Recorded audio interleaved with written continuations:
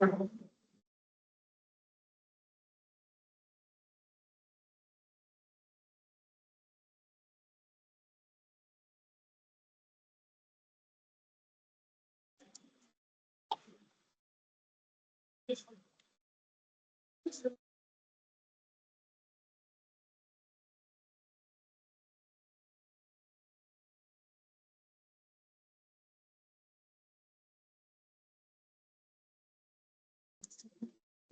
afternoon to all.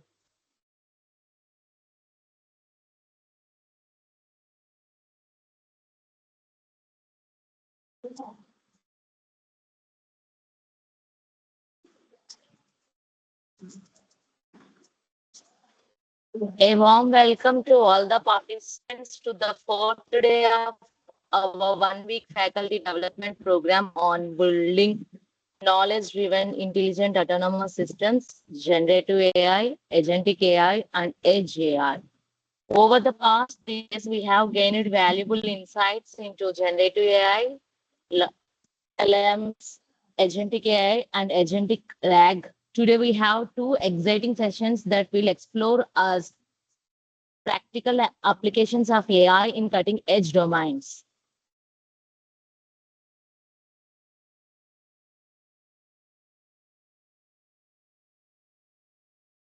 It is my pleasure to introduce our resource person, Mr. Prudhvi Narayana, Data and AI Engineer in the Applied Research Wing of TCS, Hyderabad.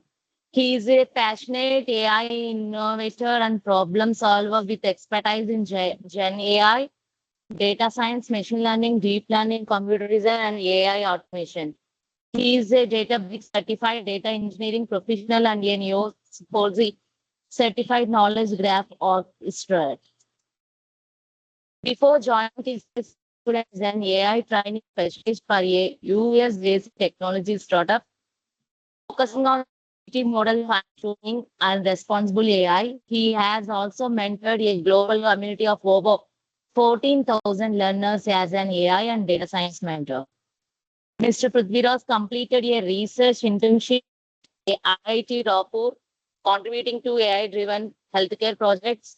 He has delivered 50 plus guest lectures and conducted 10 plus workshops on data science, machine learning, and automation technologies. A finalist at the Indian Open GSI hackathon conducted by Noida. He has represented TCS among the nation's top innovators. He is also an active IEEE member and has received international recognition through the IEEE GRSS Student Grand Challenge, represent India at IGA RSS 2025 in Brisbane, Australia.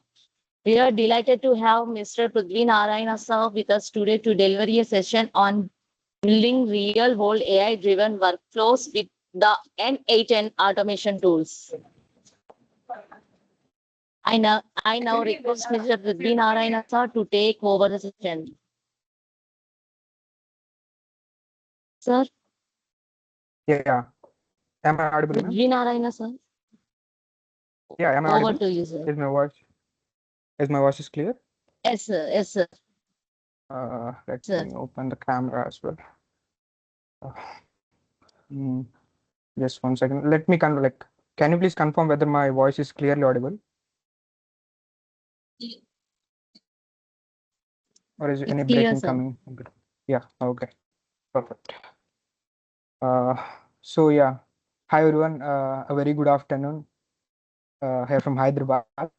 So thanks to Andhra College for inviting me for the faculty development program.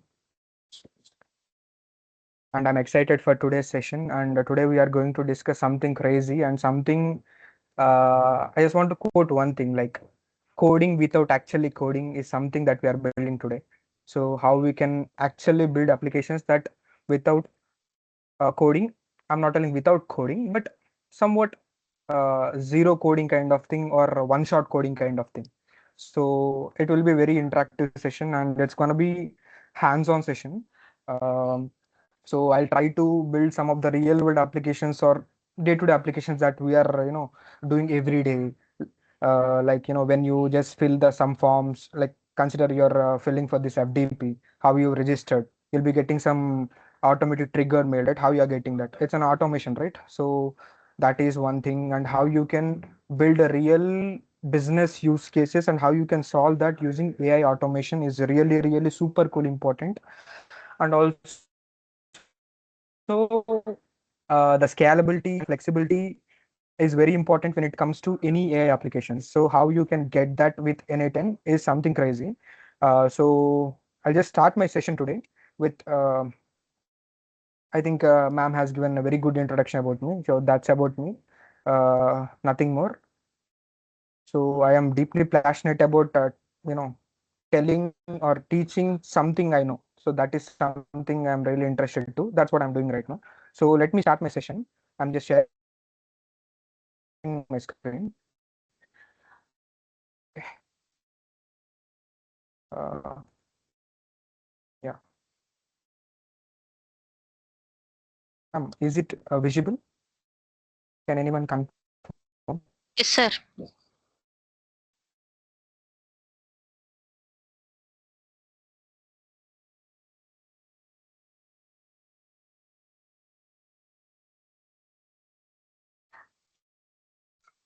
Yeah.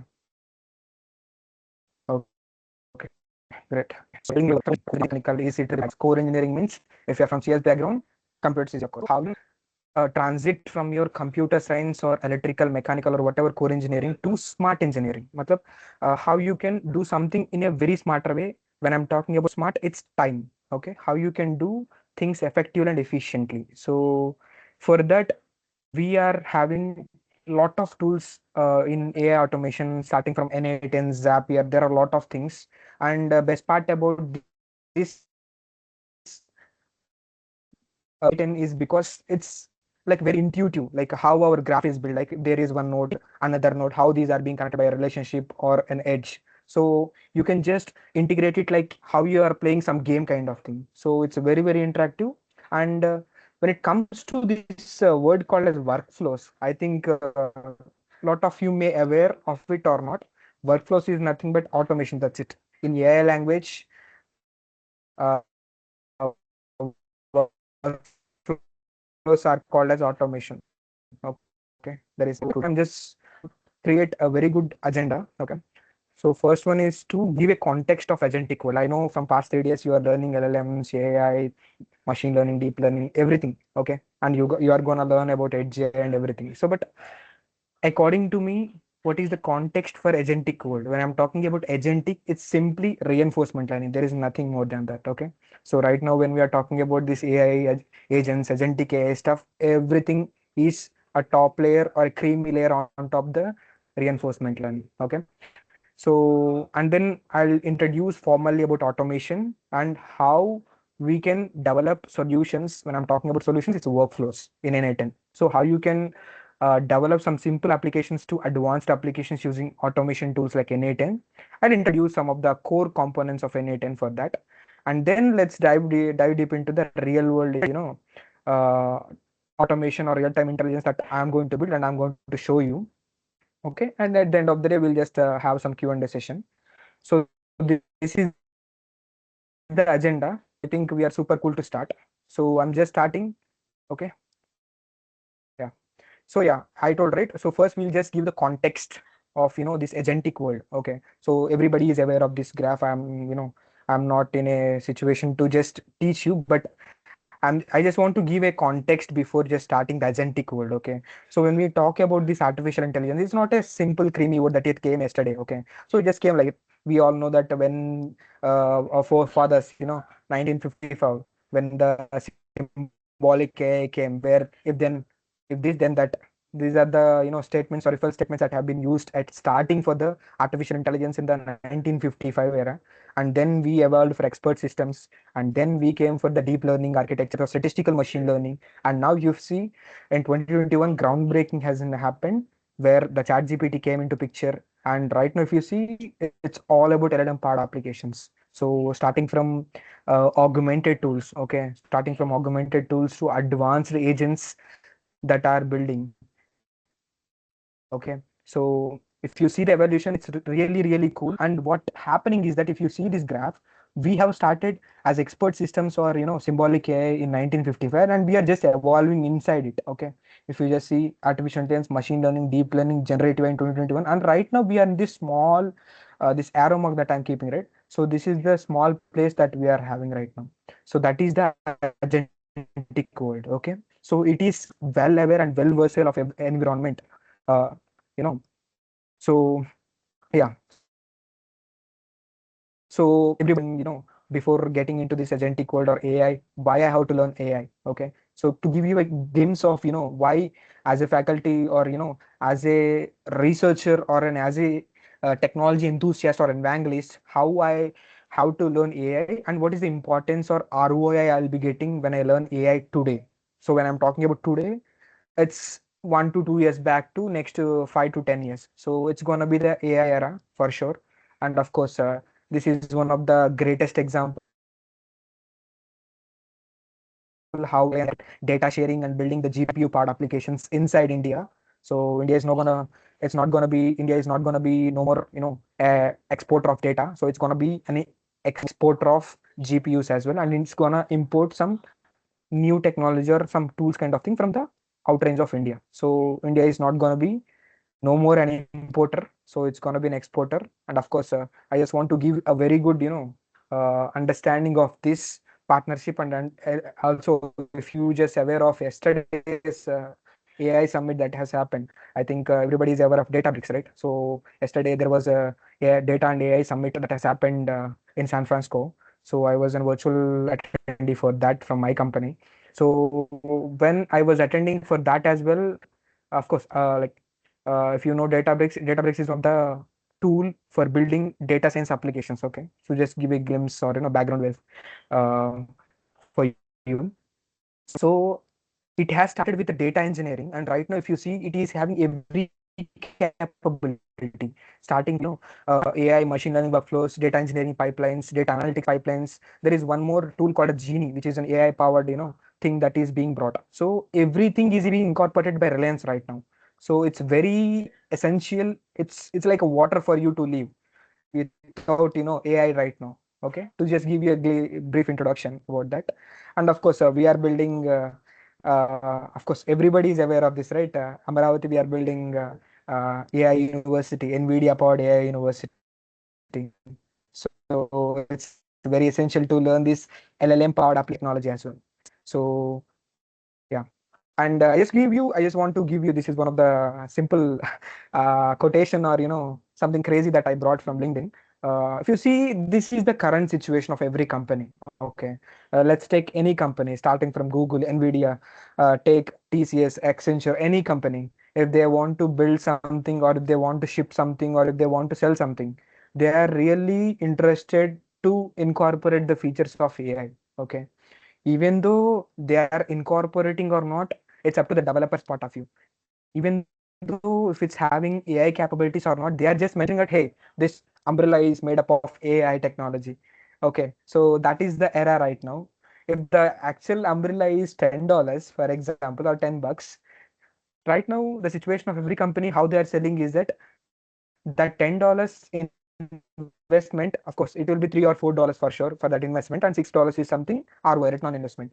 But right now, if you see that $3, they are telling that, hey, we are building some AI capability. The umbrella is having some temperature sensor where we can sense or predict the future rains. It's the hype that is being created by the companies, and they are selling it for $1,000. So it's that. Okay, so to just go back what we have learned till now. So I just give a glimpse of what is happening, or simple AI kind of thing. But it's the future. Like right now, today, if you learn about AI, previously in 2021 or something, when you talk about AI, it's all about just data science. That's it. But if you talk right now, it's generative AI, LLMs, AI agents, agentic AI, everything like that. Okay. So to give a glimpse for you, it's very important to understand the context. Of course, we'll be building some cool projects or products for sure, but it's really important to know everything. What is the basics? Okay, so basics are really important. So I just want to glimpse of, what is Gen AI LLM according to Anthropic. Okay. So of course everybody know about Claude, right? Claude code. So according to them, okay, generative AI is something generating AI. Sorry, generative AI means generating something. So AI that is generating something. What it is generating means maybe text, maybe audio, maybe video, whatever. And if it want to generate something, it should have some backup engine, right? So that is what an LLM is, large language model. Matlab, it's a like dictionary for us. How we are when you are stuck at some vocabulary, how you will be referring to a dictionary, right? So that is the knowledge base for generative AI applications. And if you see the configuration, or the configuration of this generative AI, LLM powered applications, they are being categorized into two things. Okay. So first one is workflows. Matlab, workflows, I told, right? Automations. Workflow means simply automation. That's it. Okay. Automation means something which is having some predefined steps, right? Of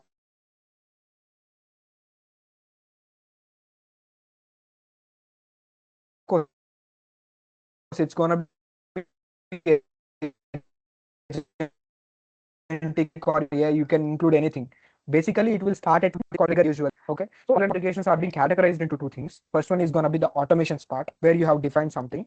Okay. Hey, go in this way. If you just find this, go to this. If you not find it, go to this. If else kind of thing. Okay.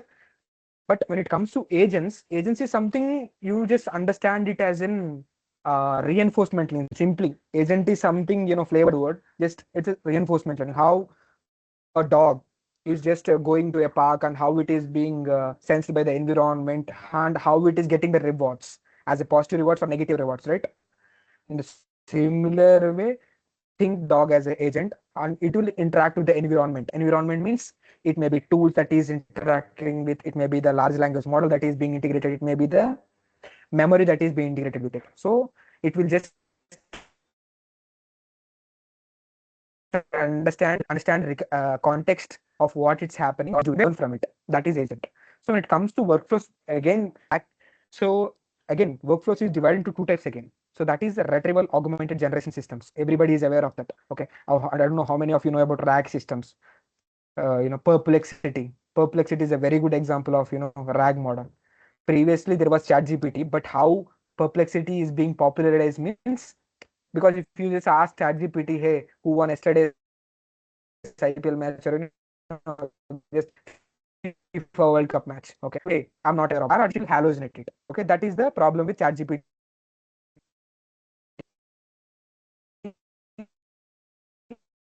when it has started. But if you see the perplexity,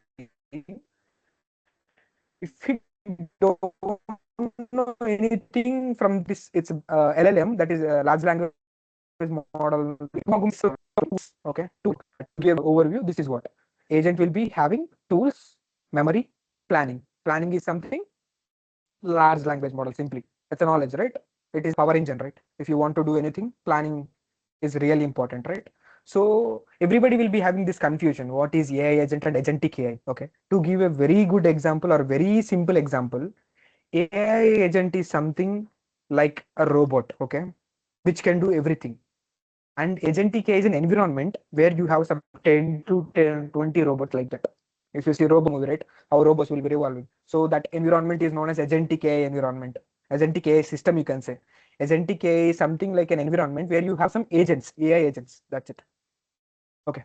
So imagine this. I was telling about an example, right? How N8N will work. Okay. Imagine you have registered for this faculty development program.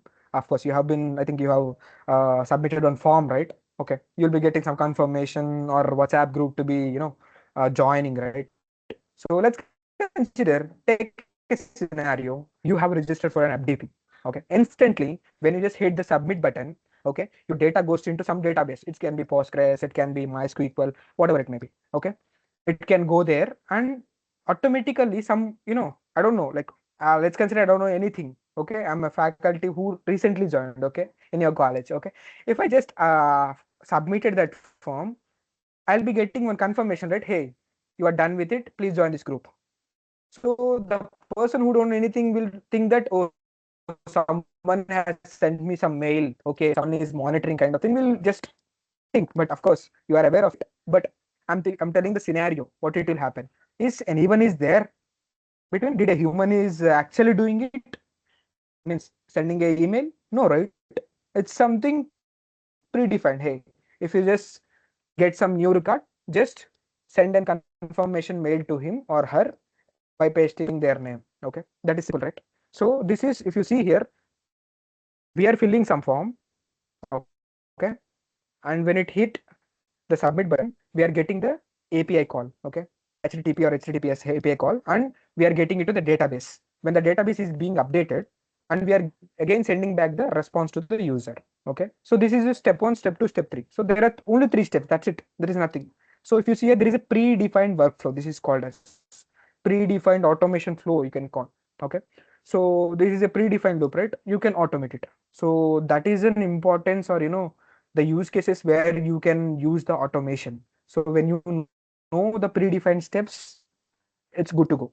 Okay, so that's what an automation means: making systems to do repetitive tasks automatically. Okay, if you just see what I have told, like right now, when you are filling a form of an FDP, okay, the form is similar for everyone. The user may be changing, right? But the tasks or the repetitive things that is being done at the back end is very similar, right? So there is no human intervention. So that is where your automation use case works into picture, right? And yes, as I told, workflow is something like automation. Okay,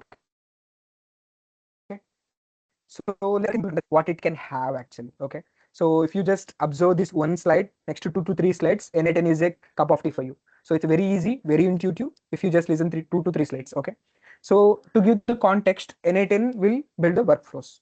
Workflows means automation. Okay, so let's consider the simple form. Okay, let's consider this company. Like, I just want to give a context for you. Let's consider you are in a DMart. Okay, so let's consider you are in a Vijayawada DMart or Hyderabad DMart. Okay, so when you just purchase something, you'll be getting some bill, right? Okay, so let's consider I'm a frequent buyer, okay, of DMart. Let's consider I'm in high tech city right now. So if you just uh buy some, you know utensils every weekend, okay, the data will be stored as rows in the DMart database, right? So it will be stored for sure. Like me, people will be coming frequently on weekends. Some will be coming on every day as well, right? Every day they can buy something if they have some extra business. Okay, if they are selling like a B2B, things. So they'll be buying every day. Someone will be buying weekly or monthly or tri-monthly, right? So that can happen, right?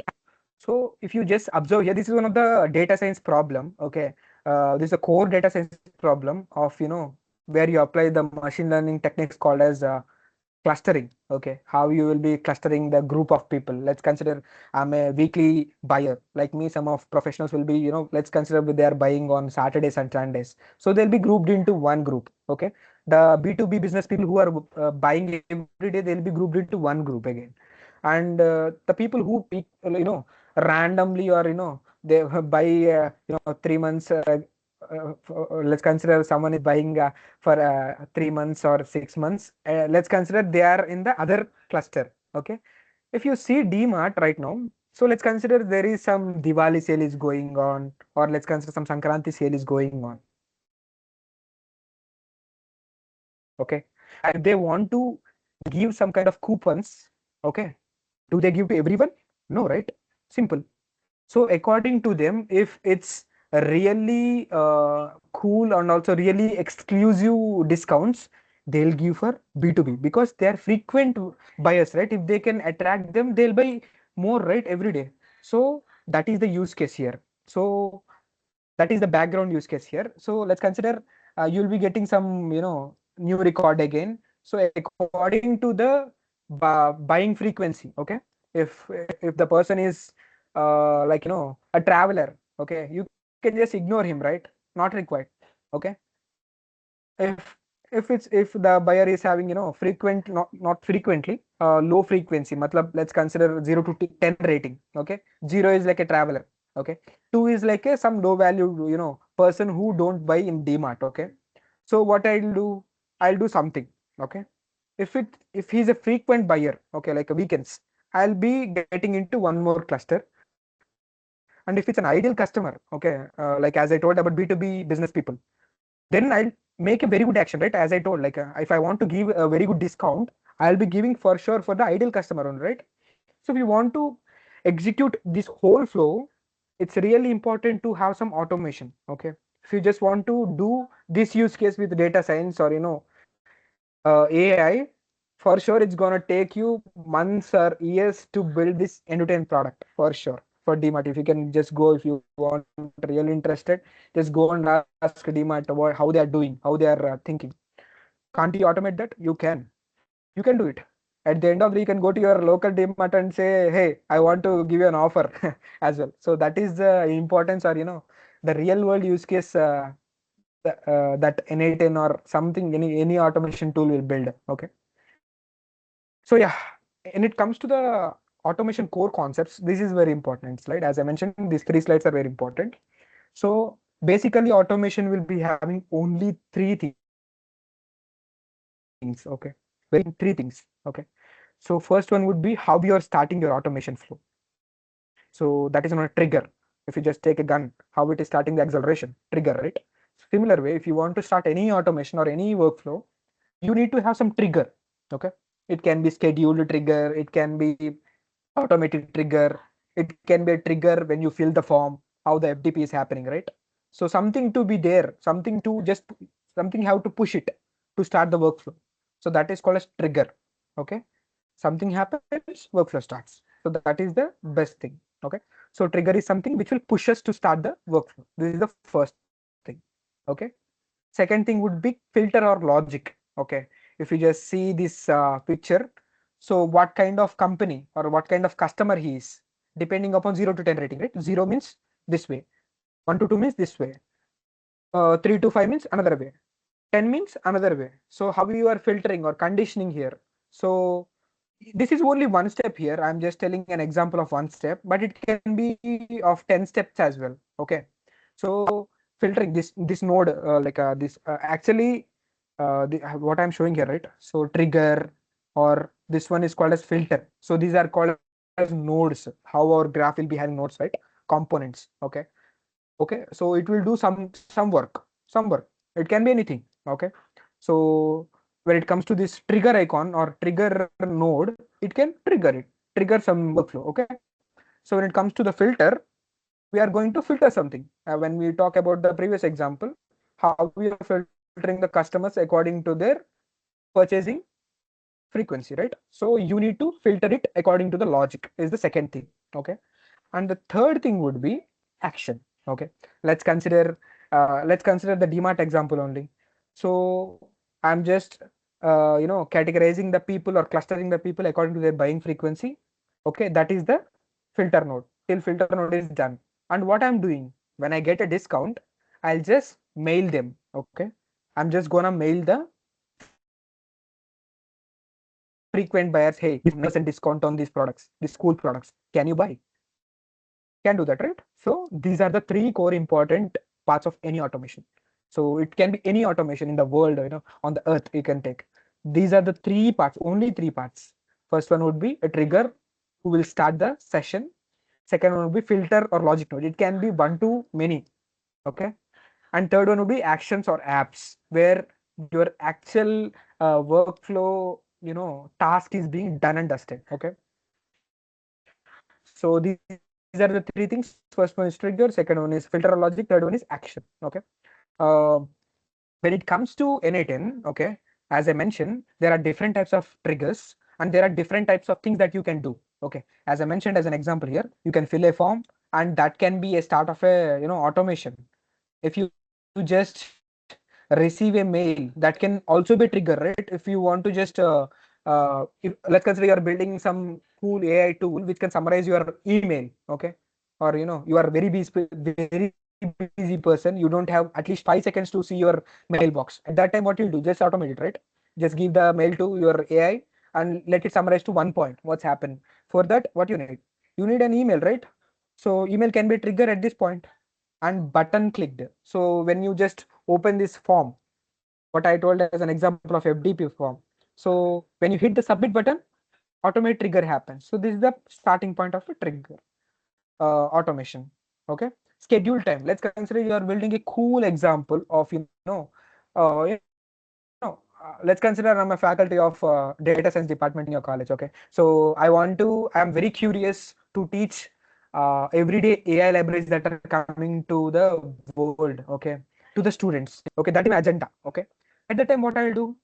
I need to create some assistant, right? I can't do, I can't go to internet. I can't grab every research paper. I can't grab every I can't test every demo, right? It's not possible. At that time, you can build some AI assistant for you who can do this task. It can go to internet. It can go to Google. It can go to some of the, libraries or, best places for data sets or something. Kaggle can be one thing. Hugging Face for the different types of models. You can go everywhere. It can just draw something new came into picture and then it will summarize to you. You can do that, right? So for that, what you need? Just you need to tell your assistant, hey, every day at 9 a.m., just go to internet, go to Hugging Face, go to whatever. I want tech news or AI tech news that has accomplished or came into picture in the last 24 hours. This is my agenda. So for that also you can just automate it, right? So for that also you can have a trigger. Here the trigger is schedule time 9 at sharp 9 a.m. IST. The trigger will or automation will start, right? So that is the thing. And yeah, when it comes to the filter or logic, so if marks are greater than 80, send certificate. That's what you do, right? So this is one of the good example of automation. So how, let's consider there is a workflow. Okay, let's consider this workflow again. So rather than a single flow, let's consider we have an if else. If marks are greater than 80, go to this flow. If marks are less than 80, come to this flow. Can happen, right? So for that, this what you can do it. And when it comes to this payments, if you just see the UPI payments, let's consider you are at a cafe. Okay, you are paying some 40 rupees to the vendor. Okay, at that time you have to show the success message to the payment or the user when all the asset properties has been done. Okay, when it comes to asset properties, atomicity, consistency, everything, right? Isolation, durability. So that is what a database is built, right? So that is so called as master rules of data warehousing, we call it as. Okay, so everything that is being done at the background, and if you get the success in the 4 steps, then only you have to grant access for the bank balance, and you have to send it to them. Okay, very cool example. Okay, and third one would be apps. Okay, how where you are affecting. Matlab, let's consider I'm building some Telegram bot. Okay, so where I'm just uploading some cool things here. Let's consider I'm just uploading some of my purchases. Let's consider I'm uploading my DMart bill. I'm uploading my Zepto, Rapido, Blinkit, Swiggy, whatever it may be. I'm just uploading all the invoices and storing as a knowledge base for my month end. Matlab, if I just want to create a personal tracking kind of thing, I can do that, right? So it's a kind of application that is built on top of automation only. That's it. You are just uploading something. It can be anything, right? It can be any PDF or image of any any of the quick commerce or food delivery partners. Okay, you just have to do OCR, optical character recognition, we call it as. Okay, so you just have to do that's it. So it's a simple flow. Upload it, just scrape the things, just drag something which is really important for you. That can be vendor, that can be items that you have bought, that can be total bill, that can be GST, CGST, whatever it may be. So that are really important, right? So this is the application or the part to be done by the actions. Okay, so these are the 3 things. I just want to recollect again. So first one is trigger, second one is filter or logic. Third one is going to be action. That's it. If you just aware of these three things, N10 is done or any automation is done. Okay. So let's try to build let's try to build this AI automation tool. Okay. So called as a smart AI support assistant. Okay. I'll just start with very simple things. I don't want to mess up at starting. So let me just go back to my N10. Okay. Yeah. So I just let me open N8 again for you. So how it will start. So there is two types of N8 that you can do. If you just want to experiment it, there is a cloud version. Okay, you can do that. If you want to do or automate your daily things, then there is a desktop version as well, which don't have access to what I would say advanced features that are available in cloud. Of course, cloud is not free for sure, but if you really want to develop something very cool and if you want to deploy it, it's the best tool and it's not too costly as well. Okay, if you really want to automate things that is being costly, let's consider if you want to do something for let's consider you are doing something and it's costing you some $2,000. Okay, with N8 you can just do the $10 or $20, right? That can happen. So I'm just starting the N8 cloud. So this is what you will be getting, N8 dot cloud. Okay. So you can upgrade the plan. Okay, or you can open the instance. Okay. I'm just opening the instance. Okay. So this is the flow that or the homepage that you'll be getting here. Okay. So if you just I'm just really interested to give an overview of this N8 tool, how it's gonna be. Okay. So the first tab is the workflows. As I told, right, workflow is nothing but automation that you are building. Okay. And second one would be credentials. Okay. Credentials matlab if you are trying to connect with some your Gmail account or Telegram or whatever it may be. That is third part, actions. If you remember, third part of our automation. First one is trigger, second one is filter or logic, third one is apps or actions. So this is what any automation tool will be. So credentials that you are having and executions if you are done something. Matlab, like if you have done some automation or workflow and you are you made it into deployable. Matlab, you just deployed it into cloud and you are making it available for everyone to do. Okay, let's consider this FDP example only. I have created one form, I have made it into production, and I'll just share it with all of you, right? That's what all of you, and you will be just doing it. For every filling or every submission, you'll be getting one execution. So if you can see here, these are the executions. These are my previous executions actually. So and variables.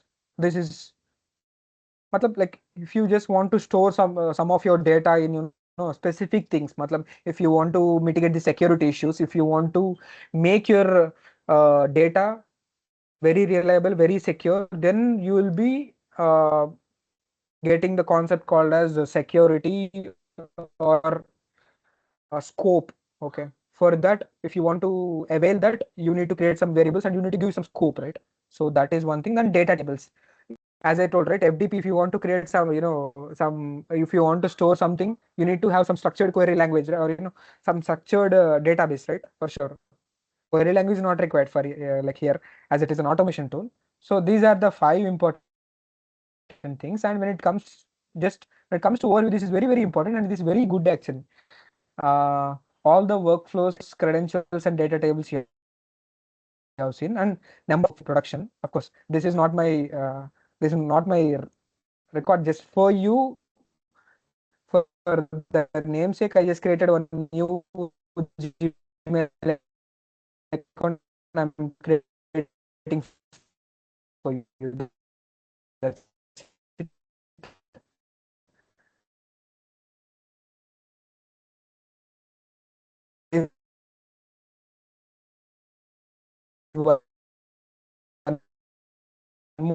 for my personal things. There I have uploaded more than 100 workflows. So how many of you don't panic, like if you executions, if there is any some mismatch or mismatch in the APIs or mismatch in the connections, is there any connection mismatch in the notes. Okay, how much the failure rate, how much time you have saved,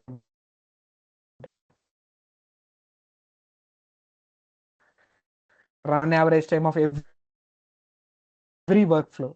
Okay, so these are the basics that are really important when it comes to business use cases. Okay, if you are interested to teach your students that how the real industry works, how a real world use case will work, how okay, because these are really important. And I'll create some at the top and four things. If you want to integrate this tools like any of the other agents, let's consider you have built some agent with coding. Okay, and right automating. If you want to connect both, you can have an MCP level as well. So that is also possible here. And yeah, this is the overview panel of what you are seeing right now. Personal panel also will be there, and the chat panel.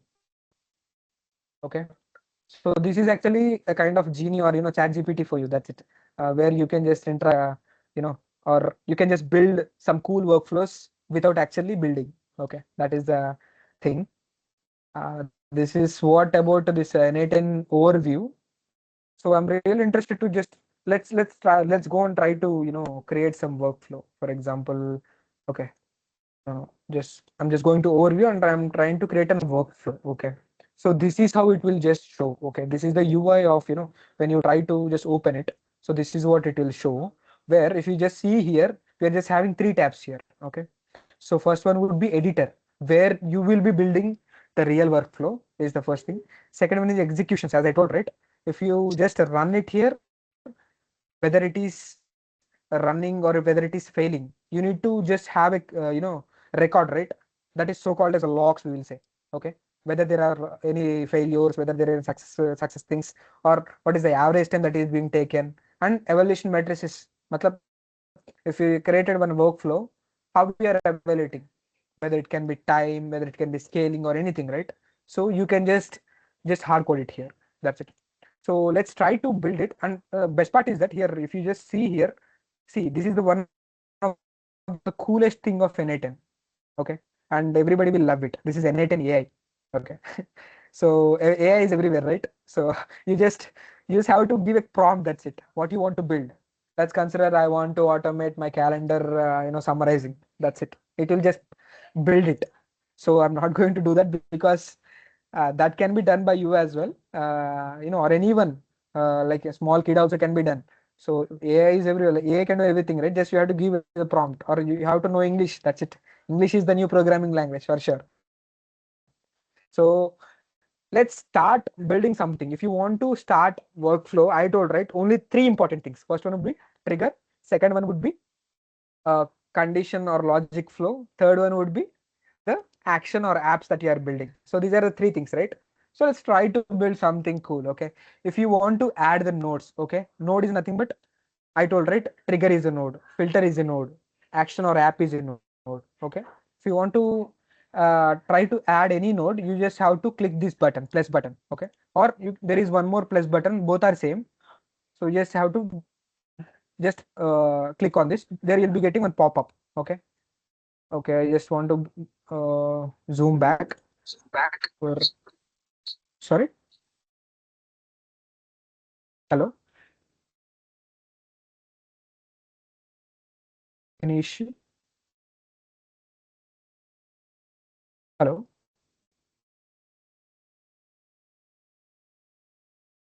okay,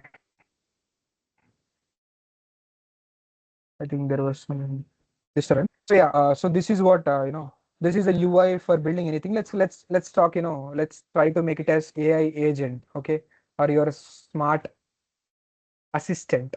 Okay, and so what it can do, just ignore the wordings. Okay, so for starting, like, smart assistant means you have to tell something, right? You have to tell something and it have to some infer something, and it have to some infer something and you have to give doing some process. It will just if you just see here in this use case, input is something, trigger is something like a chat. So let's see one feature here as a node. Okay. On new chat event. Okay. I'll just close it. So this is the trigger. Okay. I mentioned about these triggers, right? On, on arrival trigger or manual trigger, scheduled trigger. So this is one of the trigger. If you just say hi, okay, let's consider you are just, this is the trigger, and if you just hi, this is the message. Okay. So something happened here. Okay. Let's see what happened.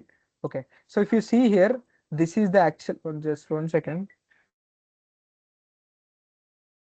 Just 1 second. I'll just reset the thing. Okay, I think it's really, I'll just zoom in. Yeah. So this is the trigger here. Okay. And I just sent hi here. That's it. Okay. So what has happened? So it is coming in the green color. Matlab, it ran successfully. Means you just gave something and it gave something. See, action is the send message. Okay. If you just observe here, I just want to zoom in. Action is the send message and session is something. What is the input that I'm giving? I'm just telling hi. So that's it. Then, right? So my agenda is to say hi or something. You just want to chat and it should reply. How you are just chatting with your chat GPT or perplexity, right? You want to create some kind of feature like this. Okay, simple assistant. I'm not, I'm really interested to show you how you can build an AI assistant or, smart AI assistant for you in 10 to 20 minutes, I would say. And in a really easy manner, how you can do that is something that I'm going to do. So I received message, hi. Okay. Then I want to reply it, right? I need to have an agent. Okay. Agent, or you can call it anything. Let's consider uh, it as AI, that's it, not agent. Okay. So if you see, just see here, there are a lot of things here. Okay. I just want to show you these things first. There is AI. Okay. In the AI also, what are the nodes you can add? Okay. You can add AI agent as a node. Okay. Which can actually create some plans for you, execute some plans for you. Or if you are really interested to do some data analytics stuff or something, you can just directly connect to the clouds. It can be AWS, it can be Azure, it can be GCP, it can be Alibaba from China. Okay. That can happen. Okay. And if you want to integrate or interact with some of the anthropic models, okay, it can be, any of the models. I think Fable 5 came recently and it went back again for sure. So 2 days back only Fable 5 came and it went back again. If you just see the cloud, you can just know what I'm telling. So it's really funny thing actually. And the third one is the Google Gemini. Okay. So if you just see here, these are all the nodes. Okay. If I just click Gemini here, okay, I want to analyze the document. So this is my use case. I'm just telling. Okay. Just ignore what it came. And if you see here, if you just see here, I'm getting Google Gemini as one node. Okay. So that is the coolest part of, this N8N. And if you just see here, this is one node. This chat is one node, Gemini is one node, and these nodes are being connected by one edge. Okay. So how you can do that? Just grab and just push it there. That's it. Here, just both are connected. Okay. So this is the coolest part of this N8N. Okay. I just want to show you. That's it. So just let's go back to the this panel. Okay, you can do anything here. Okay, so let's consider we are building some agent. Okay, I'll just, if you don't know about agent, it's okay. I'll just tell you, or I'll just show you. First, I'll show the execution, then I'll go back to the theory part, or background of it. It will be cool. Okay. Let's consider I want to build an AI agent. I told, right, in N8N there is a feature called as N8 AI agent as well. Only you don't have to code it, or you don't have to hard code the tools that it want, or the LLM that it is backing up, or the memory that it has. No, nothing is required. Just AI agent, click one click. And if you just see here, I'm really interested to tell about these features or parameters of everything. Okay. Let's consider these nodes. Every node, like as I told, right? Chat is a node. This AI agent is also a node. So how I'm telling it's an AI agent? Just hover over here, this icon, you'll be able to see the AI agent, right? So that is how it's called as AI agent. You can just call it as your smart agent as well, smart AI assistant, whatever it may be. So see how interactive is this N8N. And when it comes to parameters here, see what I'm doing, source for the prompt. Okay. Okay. So what I'm telling is ki, how you are getting to know how your AI agent have to work. Okay. Matlab, who are you? If I just ask you, who are you? If someone asks me, who are you means I'm Prudhvi, I'll tell, right? In the same way, if someone is asking, who are you to AI assistant or AI agent, it should tell something, right? So you should have something. Okay. And the prompt, matlab, what is the input you are getting? So it's going to be user message. So let's, in the previous case, it's hi. I just typed hi, right? So it's going to be the input for the smart AI assistant. Okay. And I just want to go back again. Okay, so this is how it will just for your understanding, this is the smart AI assistant that is shown. And one more thing is that I'm really like, I just want to show you key. If you observe, I just told only three things are required for automation. First point, first one is trigger, second one is going to be filter or logic nodes, third one is going to be action node, right? So if you just observe here, this is the trigger. Okay, trigger will be having only outside, you can say only output will be there. There will be no input for trigger. Okay, because it's the starting point of any workflow, right? So that is something I just want to tell you. If you just observe this AI assistant, which is a filter node, okay, it can have both the arrows. See, this is having input. This can also connect to something as well. Okay, you can do that. You can this thing. You can do these things. See, everything can be connected here. I just want to delete it. So this is how real interactive it is. And let's come back. And when you see this smart AI assistant, let's focus on the smart AI assistant. Okay, I told this is an agent, right? Okay. So to give a glimpse for you, agent or RAG model or any LLM powered application will be having three things for sure. Okay, at least two things. Okay, it can be, first thing, it would be engine. Okay, engine to start your bike. Okay, that is going to be your LLM, right? It can be chat model if you are just chatting. It can be a video model, or it can be an image based model, or it can be audio based model, depending upon your use case. As our use case is to tell, I'm just telling, hey, hi. So my input message is chat based, right? Nothing but NLP based. So for that, you'll be having, you need one model, large language model, and you need memory. Let's consider you are just chatting with your chat GPT. Okay, let's consider I am a faculty in one of the college. Okay, so tomorrow there is one assessment to, I have to connect to my students. Okay, so that's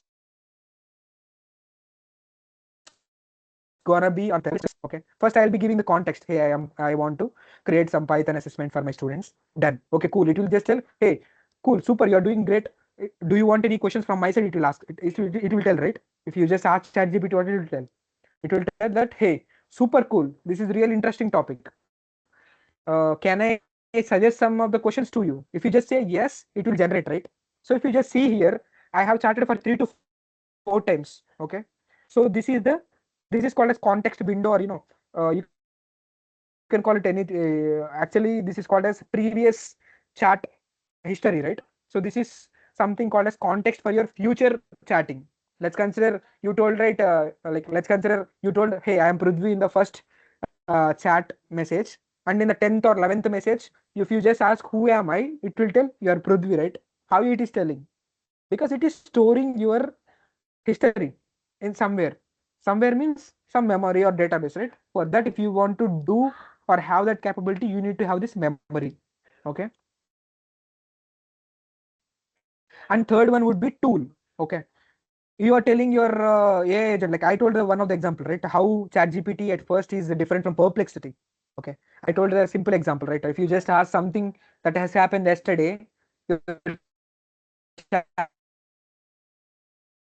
ChatGPT can't answer. Of course, it is going to answer right now because everybody is competing, right? So you are showing picture of someone. So that is how previously people observe. If you observe that this trend of ChatGPT also in the 2021, 2022, if you just ask something, it will just directly answer it. But if you see right now, any of the LLM pod application or GPT, okay, if you ask something, it will plan. It will just do like this, right? Hey, he asked something. It kind of reasoning kind of thing. So everything right now is a reasoning based model. Okay, if you just see any of the open source model of entire models or anything, let's consider from NVIDIA to AMD or anything.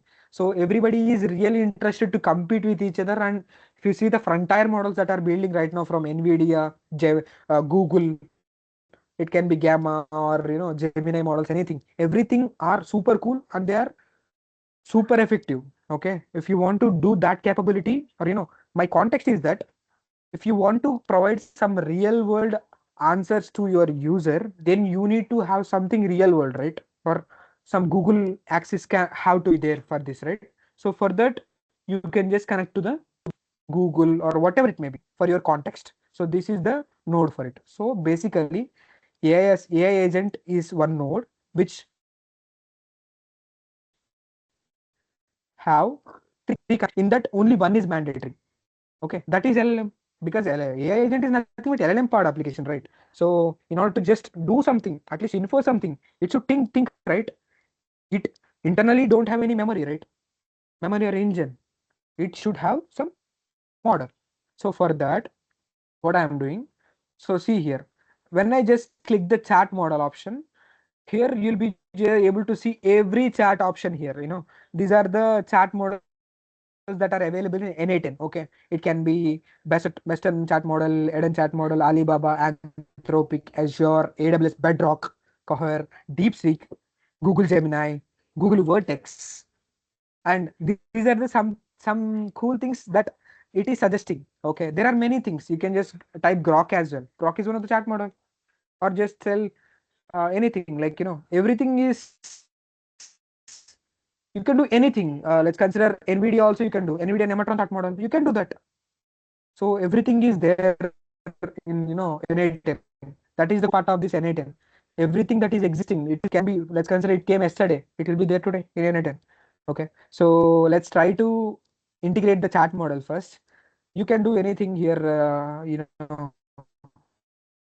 starting from NVIDIA, Nematron, or everything. I'm just interested to do Grok. Okay, because it is free. If you want to test also, it's free, right? So let's go to Grok. So when I just hit the Grok button, okay, I'm getting this window. Okay, in which every node will be having parameters list and settings like sure. Okay, if you are really interested to configure it, what you'll do is that just what, see, there are two parameters here, two three parameters here, and in which options is something you can add any number of things. First one is going to be credential. Okay, credential is the first parameter, matlab API, you can call it, right? API, and the model you are going to use. So if you see ఈ జరుగు the సరిగ్గా models పడుకో that are నువ్వు. on, sorry, hello, okay, I think some disturbance. Okay, so uh, so we are trying to create some credentials or the model. So if you just see here, these are the available models on Grok Cloud. Okay, starting from Llama, the 70 billion parameter, 8 billion parameter instance, Grok itself. OpenAI is also available on Grok, and the Meta models are there. Quen models, these are really cool for reasoning. So OpenAI GPT OSS is there, and these are the available models for this API. Let's consider how you are going to get the API. Okay, first you need to create some API, right? So you need to have some API. How you can do that? Okay, I'm just gonna do from scratch here. Grok API. I'm just typing Grok API here. Okay, so API keys. There are a lot of free providers actually. NVIDIA is also one of the free provider. You can just try it. So I'm just checking what Grok model I want. So I'm just assigning it with Grok account, my Google account.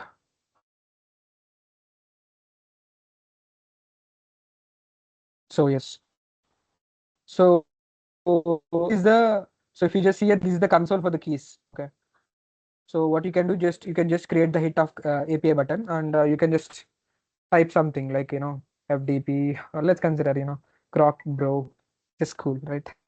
So if you want to make it expire, like you can just make it as expire for 7 days. You can do that, right? Or you can make it as no expire. You can use it for any number of trials.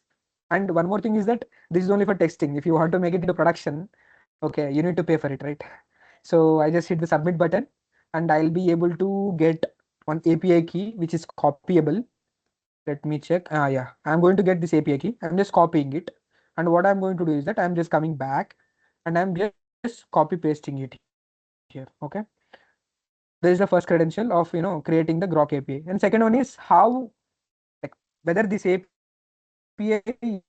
is internally for you or it can be like it's a privileges kind of thing. How your public, private, and the protected will be there, right? So similar to that, how you are going to make your API key accessible to anyone. Is there? So I'm just hitting the save button. If it is the actual Grok API connected successfully, okay, it will just give you this one. If it's not, then it's going to give you some error. Let's try that as well. I'm just going to uh, okay. I'll just remove 2 to 3 words or characters in this API, and I'll try to hit the save button. Okay. See, something is coming, right? So couldn't connect with these settings. Authorized failed. Please check your credentials. It is telling. So if you see here, you can't, directly. You don't have to think about it. What's happening? It's gonna give. Or else, if you don't know what's happening, then there is one more cool thing here, right? NA10. So I just told how do I set up credentials for Grok 2A.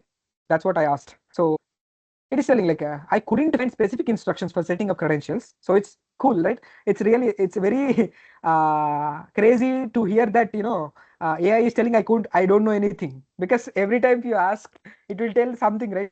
Hallucination. That is the main problem of AI, right? So, but it is telling that I couldn't find specific instructions for setting up Grok credentials, but there are different ways.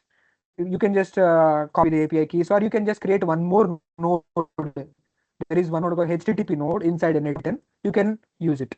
Okay, that's what it is telling. It's recommending. Okay, so let's go back. And I don't want to make my workflow to fail at the starting step itself. So I just copy pasted the API again, and I give the all access. Okay, and when I hit it, connected test successfully. Okay, done. So if you just see here, no thanks. So I have the credential. Grok account is my credential. Okay, and I want to select the model as well. Okay, so you can just select any of the model, but 16E Scott model is helpful, I would say. Like if you can just give text input, you can just give image input, audio, whatever it may, it can work. So that is the importance of this Llama 4 Scout model, 7 billion parameter model. You can say like how much number of token. This is the context window. You can say okay, how much not context window. It's actually so indirectly it's a context window.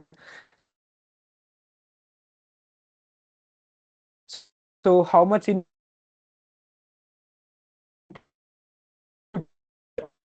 or tokens that you have to process every time. So that is a maximum number of tokens. Sampling temperature. Matlab, if the question is being asked, how to do hallucination. This is actually something hallucination 0. So like if you just give it will hallucinate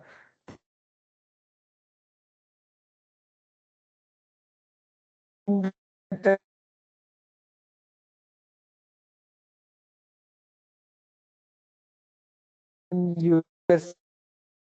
No, even though I'm I'm sitting in Hyderabad, um, the model within that I'm in US. So it's very not. So see this what happened. You just see here what I have. I have just connected a chat model to my smart AI. So right now my AI can do something.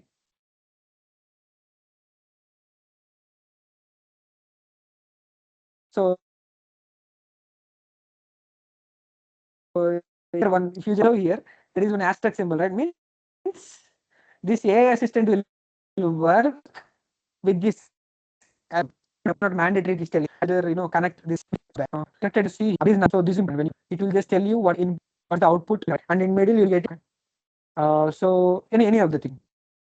If you just see here this trigger as only one, so it's not going to have input. So it itself is an input, right? So that is one thing. So when I try to see, if you just, I am really interested to show you this. Observe this left part. Okay, right now there is no input, right? When I try to this, hey, someone, I didn't just, I just dread and just connect with it. That's it. Okay, and okay, so let's try. Let's try whether it is working or not. And I am really interested you to observe this part. This. So I'm just telling hi. Who are you? Or let's go with hi only. Previously we got this output, right? Action. Someone just sent hi. Let's see what I'm getting now. I just sent hi. Then see something has happened and we are getting something. Okay, let's pause for a minute and see what happened. First, let's see the chat window. Okay, when I previously just say hi, when this agent is not connected, it just did something like it just given me a JSON format. Okay, action message, that's it. So, but if I just told hi, then it replied me that, hey, hi, how are you? How are you today? Is there something that I can help you? Okay, I'm just asking, who are you? Okay, I'm an AI assistant designed by Meta. Why it is telling Meta? It is created by Prudhvi, right?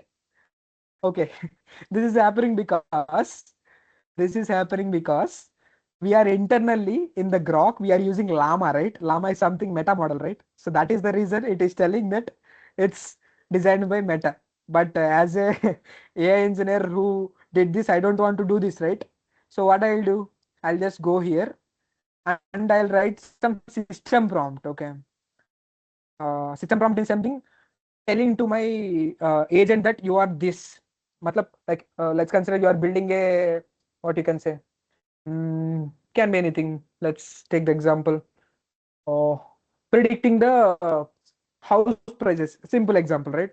So if you just ask any of the questions out of prediction of the house prices, it will tell, sorry, I can't answer. Okay, so that is the scope that is being used.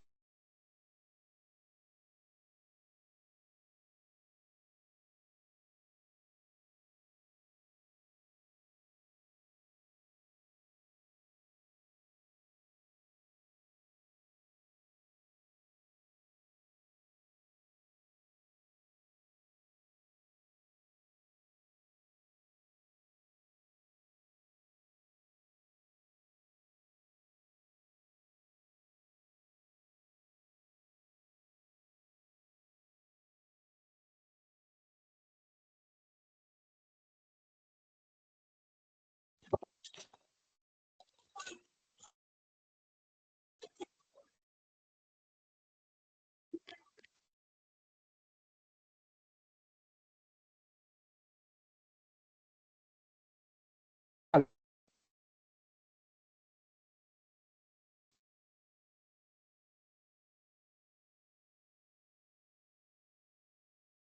Hello.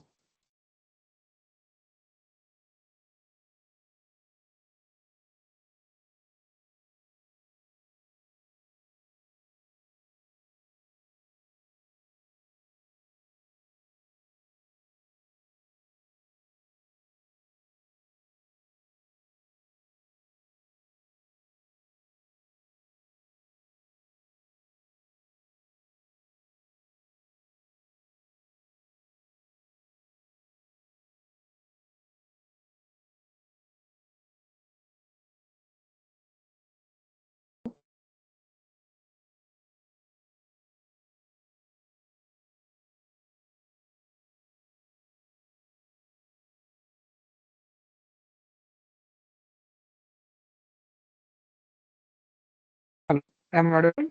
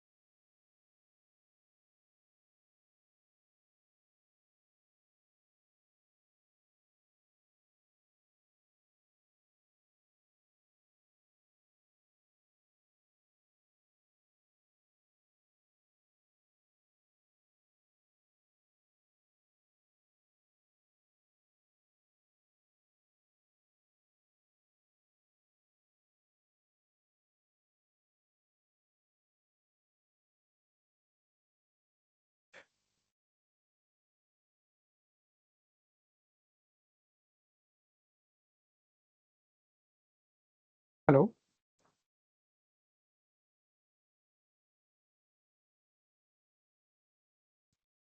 Hello, am I audible?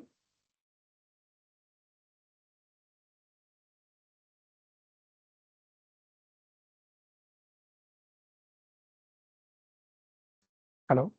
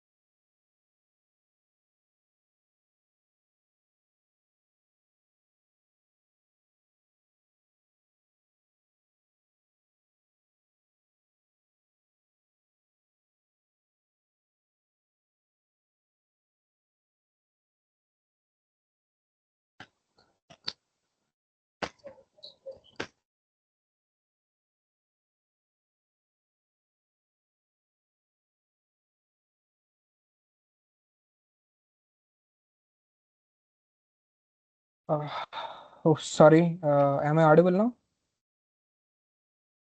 So sorry. Am I audible, Audible, sir? right? Okay, okay, Yes, super. yes. So sorry. There was a power cut from my side, like my Wi-Fi is disconnected. Uh, just sharing back my screen again.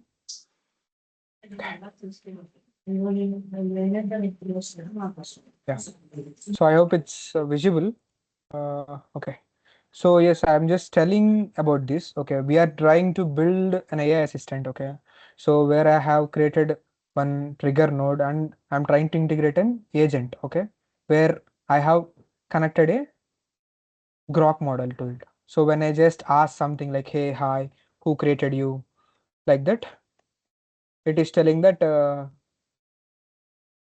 it is being created by Meta. So, but it was created by me, right? So in order to do that, what you need to do, just go to the parameters again. Okay. So there is one option, okay, called as system message. Matlab, you need to tell who are you. Matlab, we need to tell to our assistant that who are you actually. When someone is asking you, who are you, we need to write some rules or prompting, right? So I'm just telling, hey, you are smart. Okay, I just want to show it to you what I'm writing.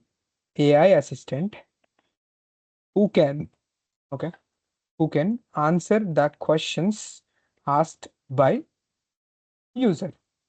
Okay, and I'm telling that, by the way, you are created by Prudhvi. Okay, so this is what I'm just cringe about this thing. It is telling that I have created by Meta, but I have created, right? So I'm just adding this this thing. And when I just ask the same thing, who, hi, who are you? Okay, so let's observe what it gave. Hey, hi, I'm design AI assistant designed to assist and communicate with users in a helpful and informative manner. I don't have personal name, but I'm often preferred as conversational AI. Okay, okay. So I'm just asking who created it. What it gave. Okay. Oops. See, it is again going to its memory and it is telling that it is being created by Meta, but not limited to, including Prudhvi and many others. See, it is actually trying to convince me.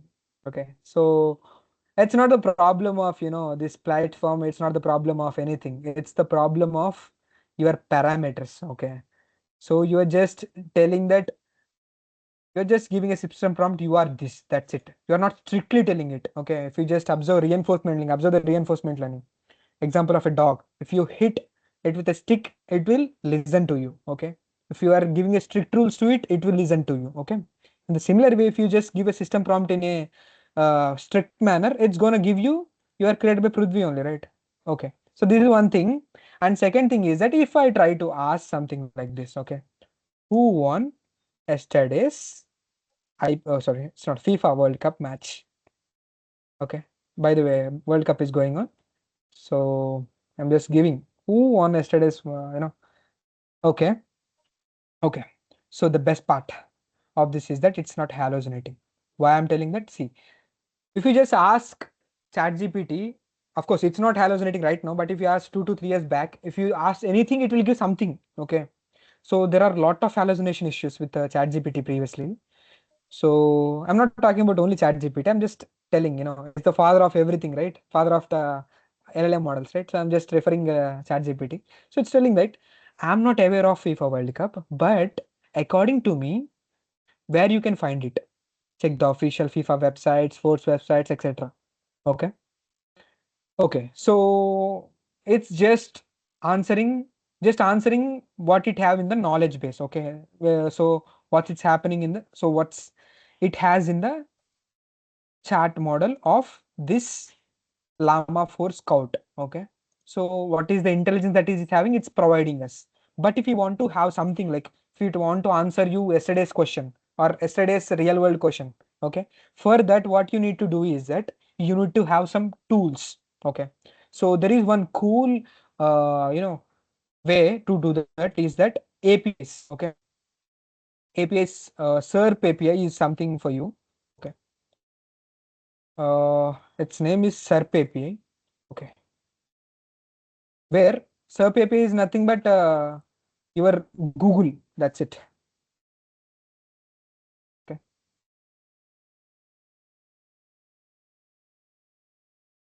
Yeah. So these are the three things I got, but it's not limited. You can just connect to any of this. Okay. You can connect to any of the things. Mm, what I'm trying. Okay. I'm trying to go to SERP API. Okay. So these are the credentials that you need to give. Okay. I just don't want to make it messy. Okay. I think, yeah. Let me go back to my one more thing here.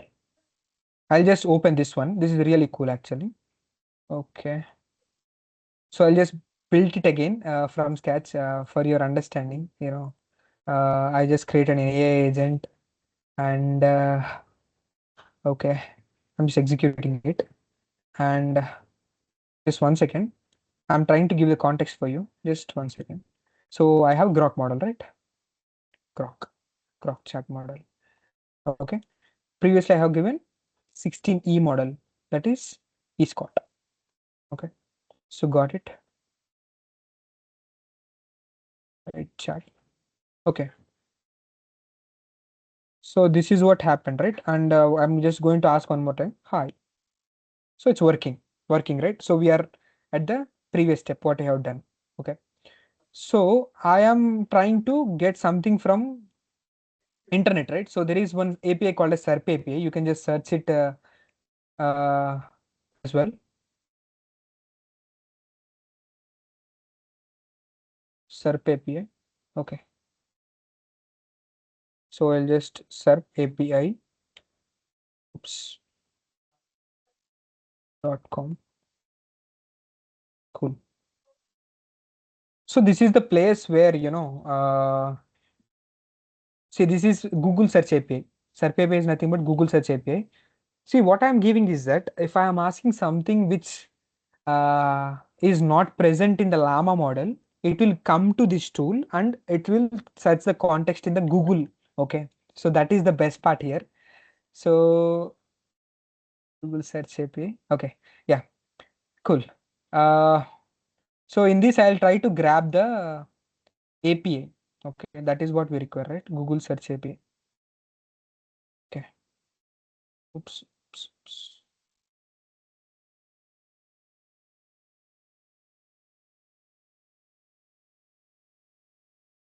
Yeah. So this is the way where, I think you can just, I'll just copy paste here in the chat. If you are really interested, just, okay, 1 second. Where I can message.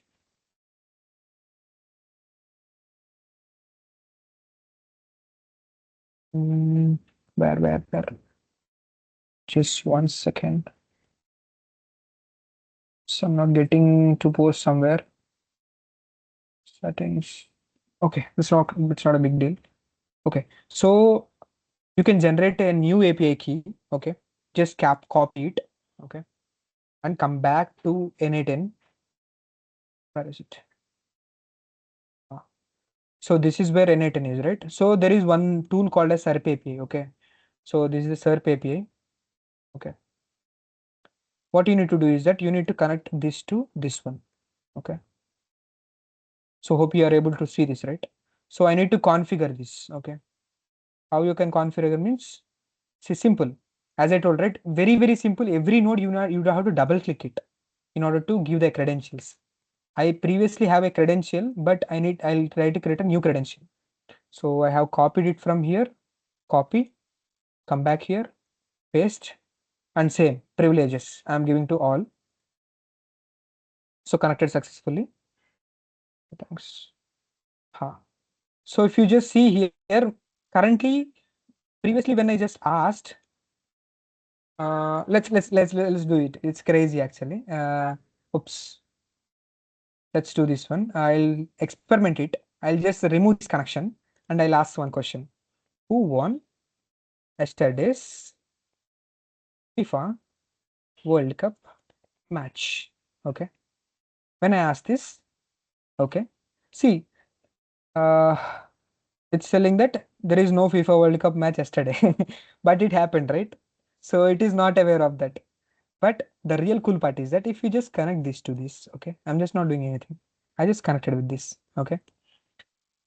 And what I need to do is that I'll go back to my system message and write, hey, you are AI agent who can be capable of answering any question.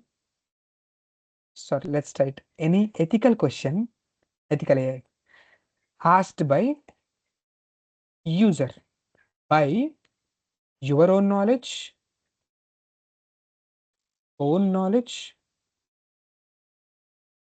Please, I'm telling, don't hallucinate. This is the problem, right? I'm just deal and use tools if you don't find the context. Okay. So hope you got it right. This is the message I'm just trying to, incorporate to the agent. Okay.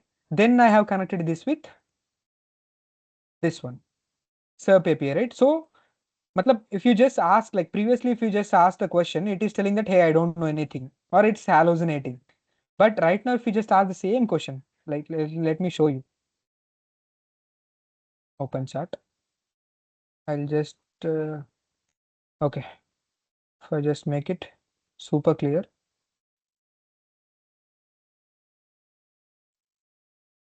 Just 1 second. Okay. So who won yesterday's FIFA? There is no it's telling, right? Now let's go back to that one later, like the flow. And I'm just asking who won yesterday's FIFA World Cup match. Let's hope for the best. Let's hope for the best. I don't know whether it will work, but yes, it worked. What happened? The winner of yesterday's FIFA World Cup match depends on the match you are referring to. Matlab, there are multiple matches happened. So I didn't ask, right? I just asked whether match happened or not, who won it. It inferred, okay, until that there are a lot of matches happened. Uzbekistan versus Colombia, Ghana versus Panama, England versus Croatia, Portugal versus Congo, Austria versus Jordan. Okay. So please let me know what you are interested in and see how cool it is. I didn't mention what to answer to exactly, but it give everything. Okay. So let's go back again to the flow and observe what has happened. Okay. I'm really interested to go to the executions part. Okay. Because that is where your execution went. Okay. That can be shown here. Okay. Uh yeah. So this is one. So I want to go to logs. Okay. And if you just see the logs when chat message received. Okay. What I just asked who won yesterday's IPL match. First, it went to Grok. Okay. So the Grok that is being attached. And then it just asked, hey Grok, do you have this answer? The Grok said, no, I don't have answer. It is being written to the agent again. And then agent asked to SERP API, it is being connected.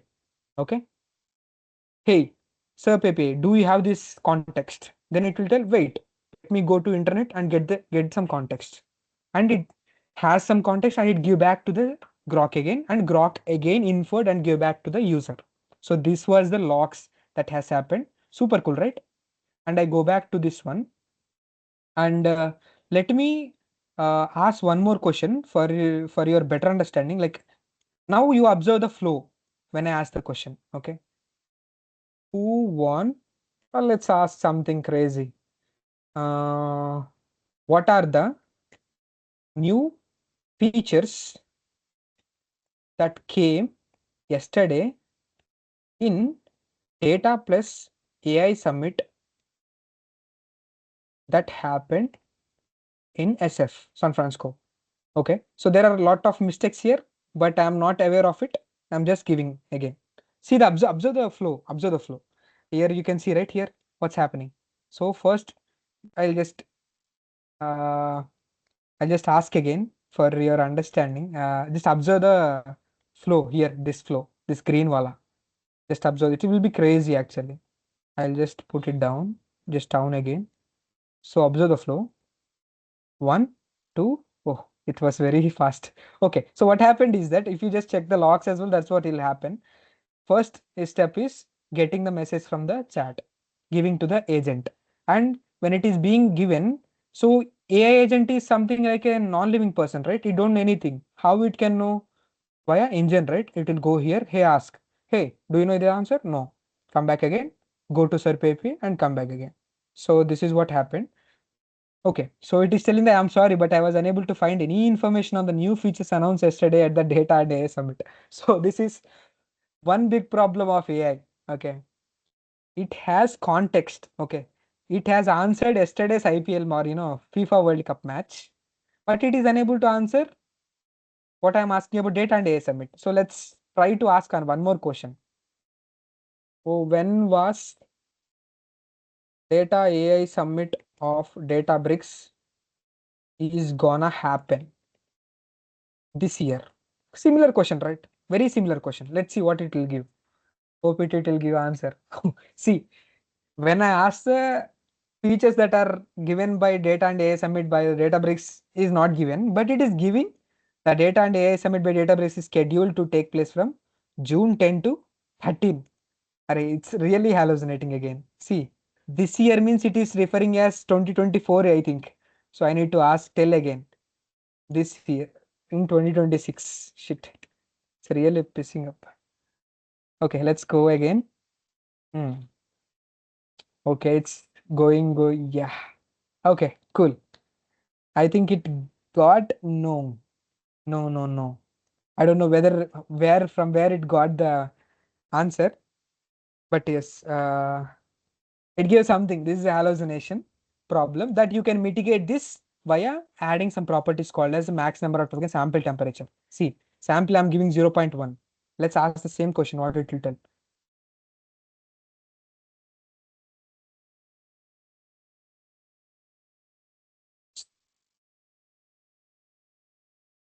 I don't have access to specific information. Okay, cool. Okay. So just you just have to experiment it, So if you're really interested to build something specific, then you have to mention in the system prompt itself. So system prompt is the heart, of course, heart is LLM for sure, but heart rate is something like system message. So you need to be very careful when you're building this. So yes, this is the first workflow that we have built. So let's come back and ask something cool again. Uh, mm, who is the chairman of IPL? Let's ask something question. So it went to say Sir Pepe. See, it went there. The current chairman of it is Arun Dhami. I don't know whether he is or not, but yes, sometimes it will give answer, sometimes it will hallucinate. So that's the problem of this LLM, not the workflow itself. Okay. So this is one cool thing that we have done. Okay. And what I'm going to do is that I'll publish it. How you can publish it? Very cool, very important, simple. See, you can see the top right corner, right? Okay. I'll just reset it. This publish button. Okay. You can just give it to your GitHub as well. That's not a big deal. Publish option. Okay. Just 1 second. Just click the submit publish button and version. Okay, version 1.0. I'm just telling version 1.0. That's it. Publish. Okay. So means if you just see here, this is one of the crazy thing. You can give the access of this chat option to any of I can give to you guys as well. Okay, you can just test it. But for now, let's not do it. I'll let's try to create one more agent, not agent actually. Let's try to create an automation. What I told, like FDP automation. Let's try to do it as well. Like I'll create one form, Google form, simple Google form, and what it will do is that I'll just give the test or published a link to you guys, so that you can just fill it. Okay, let's do that. Okay, so I'll just create one more demo, or else I think we are running out of time. I'll not go back again. Yeah. Mm, so I'll just remove everything. It's very simple. So I just want to hide and I just want to explain it for you. So initially, just 1 second. See, as I told, every workflow will be starting with one trigger, right? It can be form, it can be schedule trigger, it can be any of the automation trigger, right? So for that, you need to have some trigger. So for our use case, as I told, someone have to fill some form and automatically you need to get this one on form submission, right? So let's go. It's simple like Google form, guys. Uh, uh, these are the parameters. So first one is authentication. Whether you need an authentication. Matlab, if you are trying to create some Google forms, if you just aware, you need it will ask whether you need the verify whether they are authentic or not. Is the first one that will get, right. So you can check it. Basic auth or none is required. Okay. And I'm telling that rate my talk. I'm just telling, just telling just for fun. Okay, so I'm just giving the form description as it's very similar to Google Forms. That's it. I'm not doing anything, but I'm trying to give you a glimpse of how a workflow works in N8N. It's a normal workflow. We saw AI agent workflow, and let's try to see a normal workflow. Of course, I have a lot of workflows. I don't have time, but yeah, we are open. Let's do some workshops, something if you are interested. Let's do it. But for now, let's try to build this use case where I'm trying to form the title as rate my talk, and I'm giving some description, random description. I'm telling what are the elements that it to be. So your full name and what is the type of your name. It can be input, right? So or else let me delete it. I'll just create one more thing for you for better understanding. Yeah, add form element. Okay, I'm giving full name. I'm just giving one example for you for understanding. Full name is one of the label. or one of the form to fill or one of the label. So it is a text input for sure, and it's a requirement asterisk symbol. If you see Google Forms, you'll be getting asterisk symbol, right? It's required to fill form if you want to really, if you really want to submit, right? So this is one. And attributes, this is very important. So do you want to add a customer field name? Matlab, when it is into production, if the label is full name and the label input, whether it's like I'm writing, please enter your full name.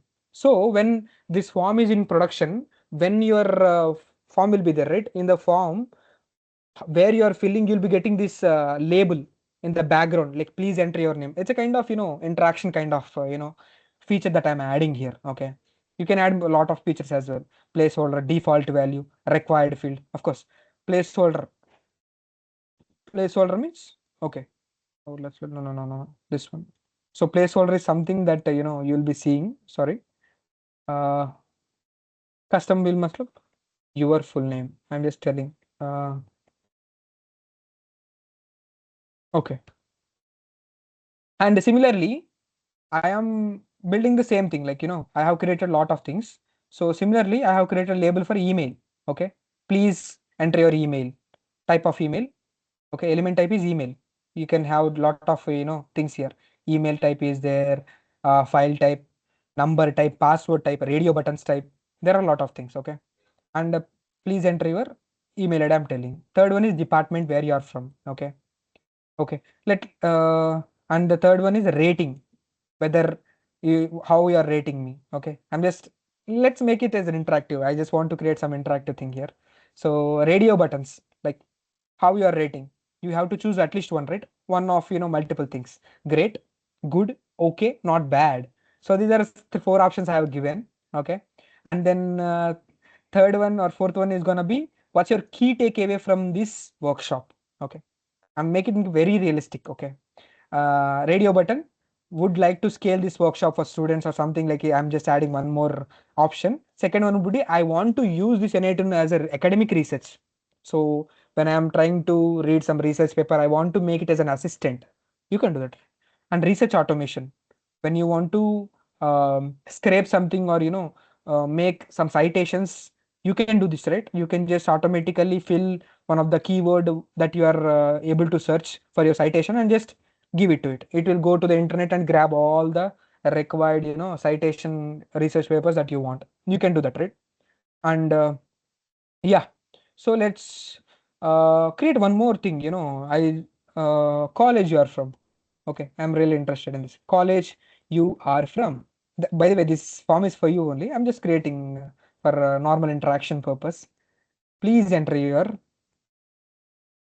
college name. Okay. So response when you have to respond. Matlab, this trigger I told, right? The first step is trigger. Okay. So the on form trigger when you have to start means when the user submitted it. That's it. Okay. Okay. And how you are giving it means submit button, which is named as submit or whatever. You can just keep it to whatever you want. Okay. And what I'm doing is that, see, if you, as I told, when you are filling something like, filling a form or something, you'll be getting some automated email, right? So let's try to build that for, there is one more feature in NA10 where you can connect with Gmail. Okay. So just how to just click it. And what is the type of action that you want to do? There are a lot of things here to do. Add label to message, delete a message, get a message, lot of things. What I'm really interested in is sending message. Okay. So sending message, and how you can send means you have to in the first step you have to connect your Google account here. Okay, in order to send your message, right? And how you are sending the message, whether it is a label form, draft form, thread form, and to whom you are sending. Okay. And then what is the subject or the content that is being in the mail. Okay, that is what I'm just telling here, but I do have created one. I know the time will not be sufficient. That's why I just kept it at the background. So yes. So see, this is really cool actually. I'll just try to connect it with it. And let's try to first execute the form. Okay. Uh, Execute form. So this is the test version actually. So if you just see here, this is the form. So rate my talk. Give feedback by to Prudhvi's workshop on real world building with a. Let's consider I'm just filling with my email ID Prudhvi and Bandaru email.com. I'm just telling that I'm from the Department of AI and Data. Okay. Rating. Not bad. Okay. So whatever it may, you can give anything. Good. I'm just telling you okay or good. So what is your key takeaway? Academic research, whatever. I would like to scale to the students. Okay. And I'm asking your full name. I think there is no full name right here. Okay. Just asking the full name. Prudhvi, Narayana, Bandaru. Okay. You're from which college? Let's consider I'm not from a college, right? So TCS. So TCS applied wing. Research, I'm telling. Okay. And when I hit the submit button, then the automation will start. See, tick, tick means something is sent to my inbox. Okay. Let's see what I got it. Like, let me just go to my Gmail. Let's see what I got it. Enter. Okay. So yes. So this is the form, this is the mail I got right now. I don't know. See, this is the 0 minutes for your information. So just now I got it. So what I'm telling is ki automated real world discuss with Prithvi. Just I gave you something. Hello. Thank you for participating in today's faculty development session. The submission you made just bypass traditional service. Matlab, I'm just curious in incorporating the importance of N8 and how if you want to build the same thing with code means it's gonna be hectic. It's gonna be very costly. Okay, I just want to grab it and what you have learned right now. Okay, I didn't cover this medical OCR part because out of time, because as my time is still 3, so I need to close it. But yeah, if you are really interested, there are lot of real world applications that we are building and we can build. So let me know if you are interested to have some workshops or something. If you are really interested, I am open for that. So yeah, so this is tentatively this is the core concept that you have covered and your submission that you have made. So yes, that's it. And the email if you are really interested to connect with me. That's the so I just written something. Okay, so this is the test version, right? So internally, what I have done means okay.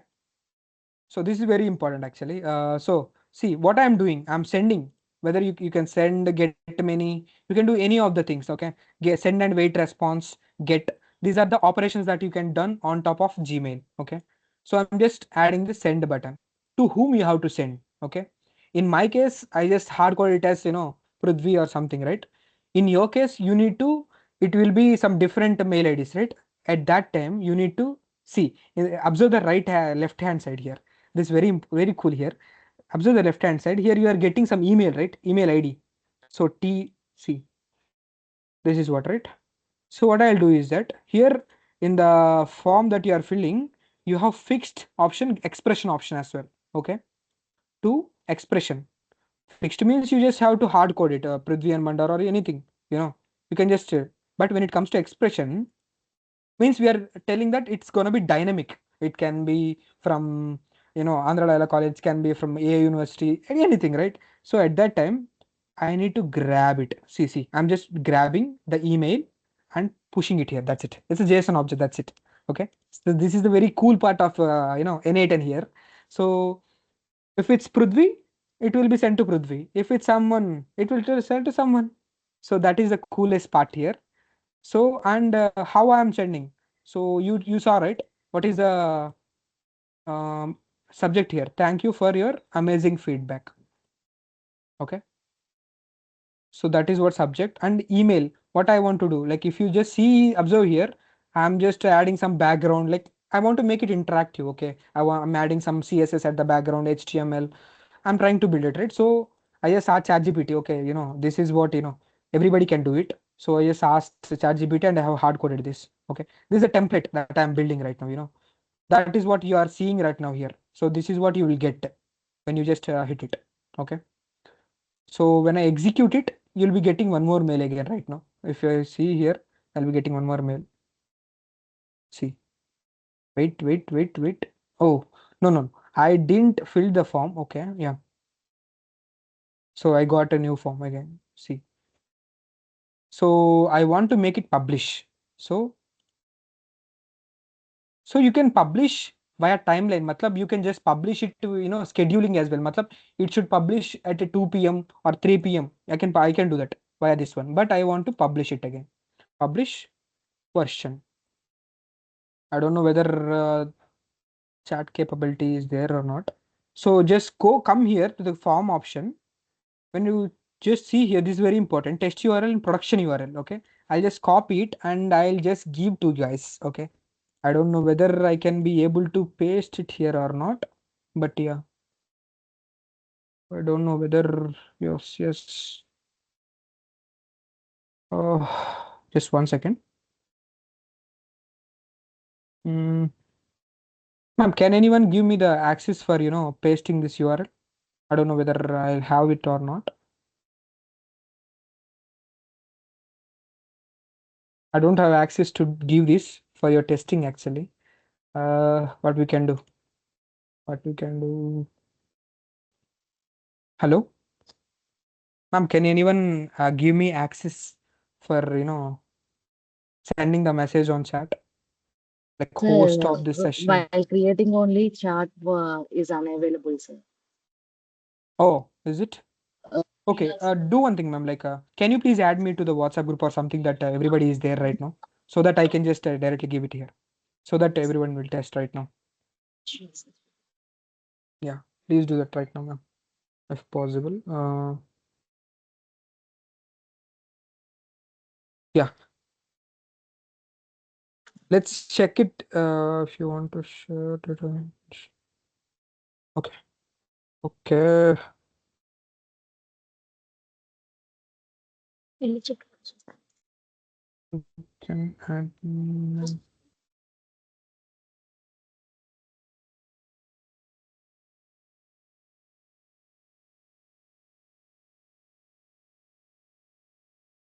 Uh,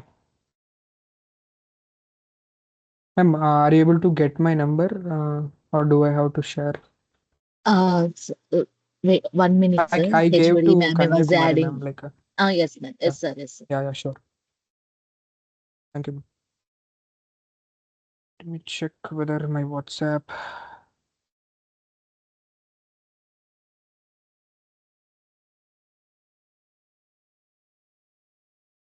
Let me. Okay.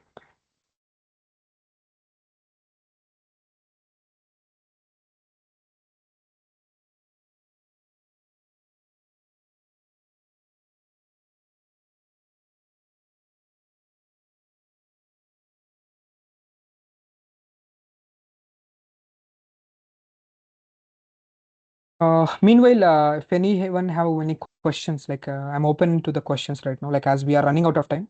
Yeah. So I'll share the. Uh, uh, have any questions? You can ask me. Yeah. Any questions? Actually, I have something, very cool actually. If you see medical reports, okay. So this is one of the real world problem in US actually. So where, there are a lot of reports that will be generated by a lot of, insurance companies or any of the hospitals. So they have reports actually. So they want to have some knowledge that is there. Matlab, there is one PDF. They need to have some OCR kind of application where the data is being grabbed, okay, and it is being stored as a records in the database, okay. So that is what actually missing. So 2 years back the same use case for every record, okay. Just 1 second, ma'am, I'm getting some noise. Okay, cool. No, I think I didn't add it in any group. Okay, so I was telling something like previously 2 years back, when just 1 second.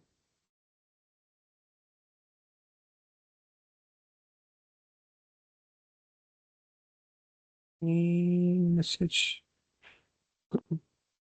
Okay, perfect. I am added in one group. Okay. So I was just okay. Ma'am, can you please give me access if possible as an admin so that I can message it here?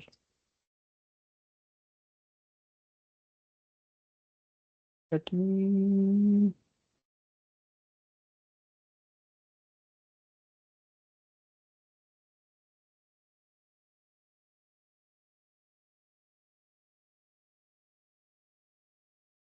mm, Okay. So I was just telling something. Previously, when you want to just scrape one record, it was costing around $10. Okay, $10 to $12 to do that. As a developer, like we got some requirements from the when I was working as a freelancer, I used to get these type of things. Okay, so where hey, I'll give some records for you. You just scrape and store it in a database. Okay, I'll give 1,000 PDFs to you. You give me scraped versions of it in 1 day or 2 days if you want. You can do anything, and I'll provide you $100,000. So that is what the deal. But if they ask me right now, I can just automate it with Na10. Okay, I'll just upload the PDF or image. I'll just tell to my LLM model. Previously, it was not there, right?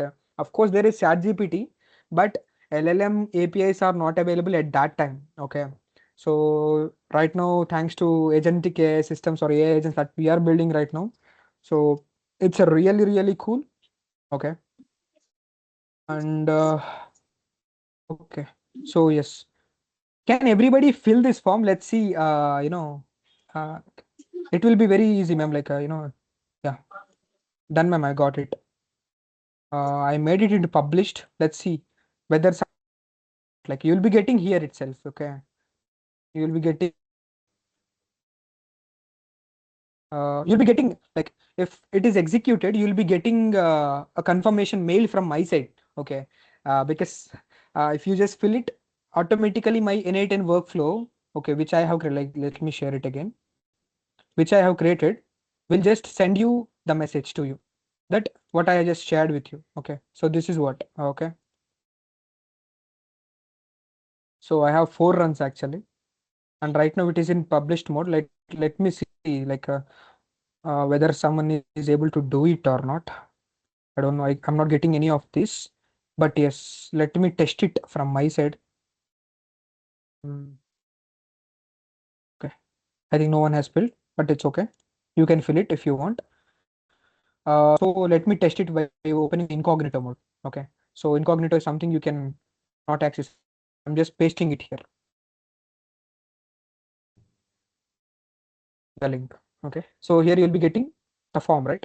When you fill that form, automatically you will be able to get a confirmation mail. I'm just telling my mail ID. I'm just giving one more mail ID of mine as gmail.com. So I'm telling I'm from AI department and the look great. And I want to use it for my research. And my name is Prudhvi and I'm from TCS Applied Research. Okay.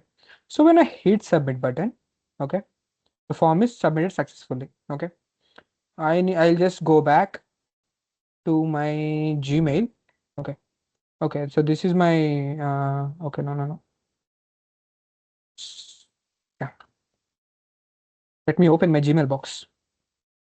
Let me see whether I got a mail or not. I think I got it. Yeah. See, I got one more mail. Automating real world use case with me. Okay. Hello. Thank you for participating. And I'm getting something. I have given my department as AI, session rating AI. That's it. If you are really interested to collaborate, connect me on LinkedIn. I just told. So let's see whether it will work or not. Okay. Okay, it's asking me something. Sign in. Okay. If you just sign in, you'll be able to see my LinkedIn as well. And yeah, so this email was sent automatically by N8N is something it is telling. Okay. So you can test it from your side as well. It is working fine from my side. Uh, Let me refresh it whether I got an entries just for fun, just to check whether everybody is working or not. Let's check. Redirecting. Yeah. So yeah, I think that the link will be in production. I'll not get it down. Maybe let's see. Till what time? Yeah. So I'm done with my talk. as we are running out of time. So this is actually half part of my talk. I didn't cover everything. There are a lot of use cases of mine. So yes, any questions, please? Any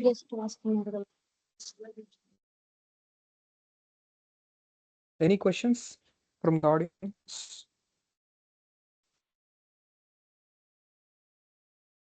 No question.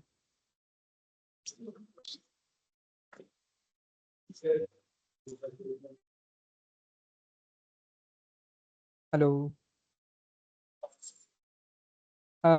Any questions like how what we are building, or you can ask anything related to AI, or what we need to teach to students, or anything like what you are having some dilemma in your mind. It's not about any 10, just leave it. Anything about things. Okay. Yeah, I think we are done. If you are really interested to collaborate, or we can have some lot of talks like this, or workshops, or technical talks like this.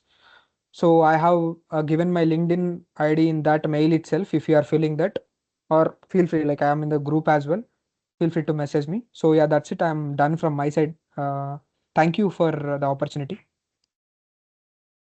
Thank you. Thank you very much. Thank you. Yeah. Thank you, sir, for this information.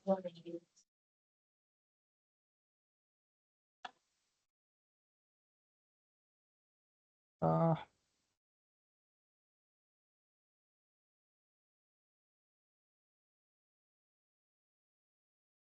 I think we can spend 2 more minutes on any doubts if you have, till next speaker comes into picture. Our professor will be coming. My own professor who taught me will be coming in the next few minutes. Uh, so yeah, any questions you can ask me till the next speaker coming into the uh, you know in front of you. Thank you. All right.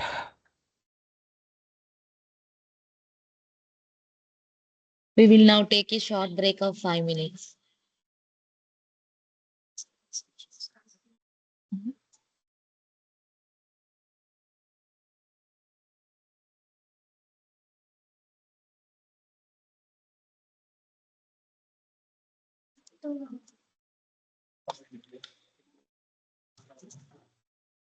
The next session as scheduled within 5 minutes.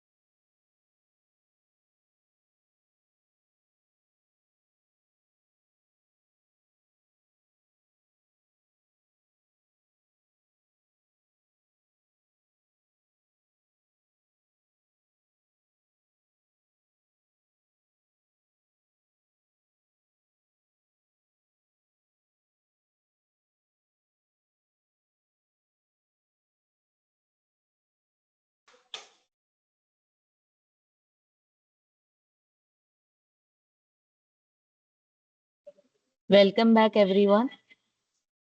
We shall now proceed with the second technical session of the day. It is my pleasure to introduce our esteemed resource person, Dr. S. Vasavi, Professor, School of Computer Science and Engineering, VIT-AP University. She is currently pursuing her postdoctoral research at the Autonomous University of Baja California, UABC, Mexico. With over 27 years of experience in teaching and research, she has successfully completed several funded projects from prestigious organizations such as ISRO, DST, IEEE, UGC, and MSME. She has published more than 115 research papers, holds multiple patents, and has actively collaborated with ISRO scientists and international university on advanced research projects. Her research interests include big data analytics, computer vision, remote sensing, and predictive analytics, and she was received numerous awards recognizing her contributions to STEM education and research. We are honored to have Dr. Vasavi Madam with us today to deliver a session on the role of Edge AI in modern space missions. I now request Dr. S. Vasavi Ma'am to take over the session. Ma'am, Madam, Yeah, yeah. Am I audible? over to you, ma'am. Yes, Yeah, ma'am. Over to you. yeah. Thank you very much for the wonderful introduction. So I'm just sharing the screen.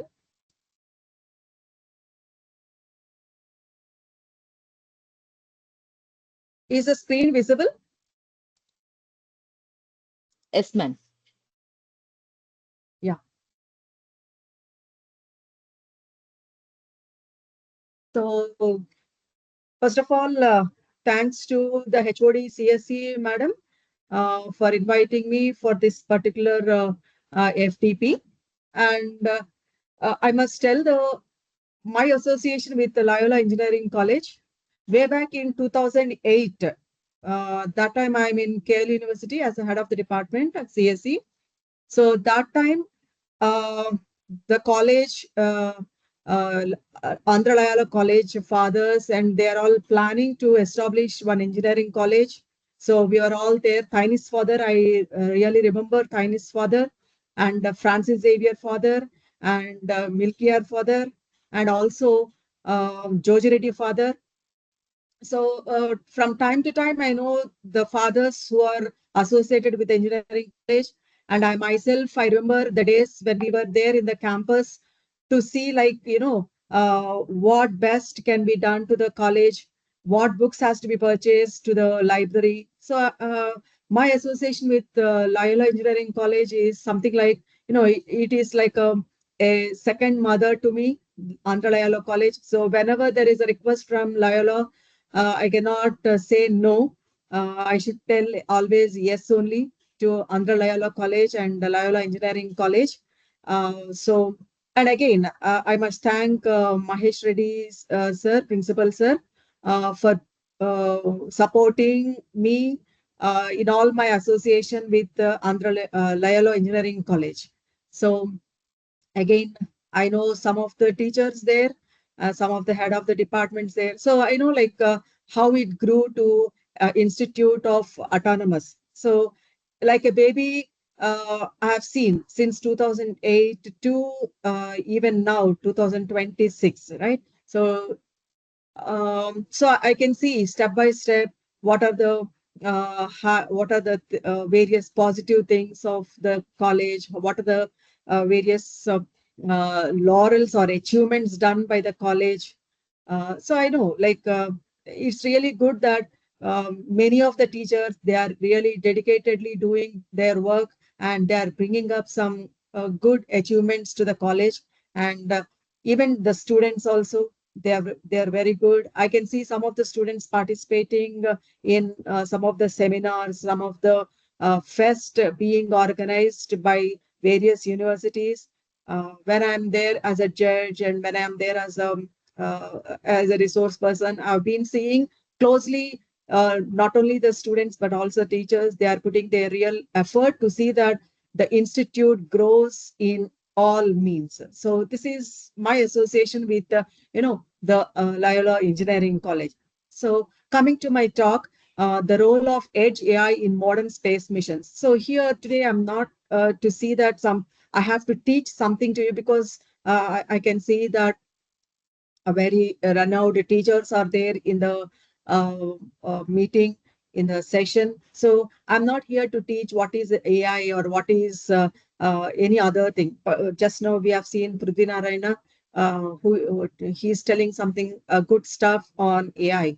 So I could see some of the people like in the past few days also they have been teaching the AI essentials, right? But here I'm just, my talk runs about for 1 hour. I just want to inculcate the research interest into the faculty and also the students, because it is not only the faculty part, but also the student part, to see that a research contribution should be there to the institute, and only then the institute is going to get a good NIRF ranking. Nowadays, everyone is looking at what is the NIRF ranking of the institute. So research is one important component in NIRF. So my entire talk will focus only on inculcating research interest into the minds of the participants. So this is my brief introduction. So as you could see, everything is my research entire is because of today. I can proudly say that I have completed my projects of so and so 2 crores or something like that, and some patents, some publications, everything. It is only because of my students. The student strength is my strength. And just now you might have seen Prudhvi Narayan. Prudhvi Narayan is one of my best student who did a lot of research. And even today morning, we have been discussing about one of the project paper to be submitted in one of the IEEE transactions paper. So he is really very good person. And if anyone is interested, you can collaborate with him, as he has, he's telling in his talk about collaboration.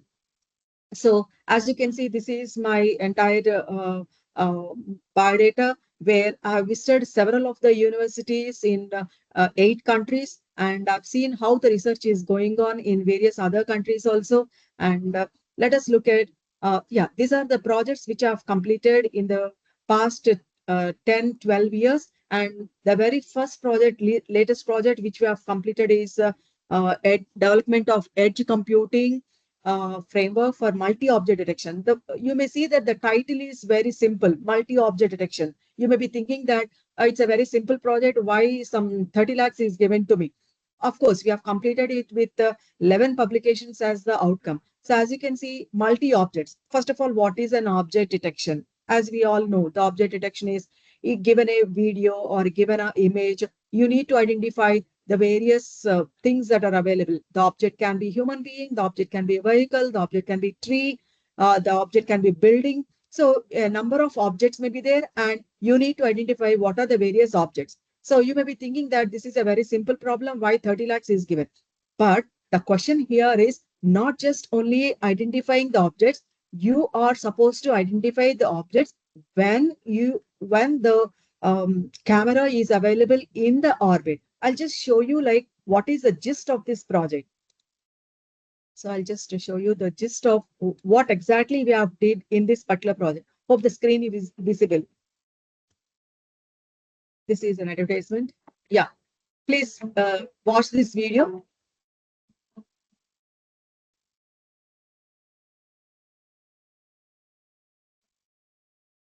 Yeah, so I'm just stopping here. So as you can see, this is one satellite. This is another satellite.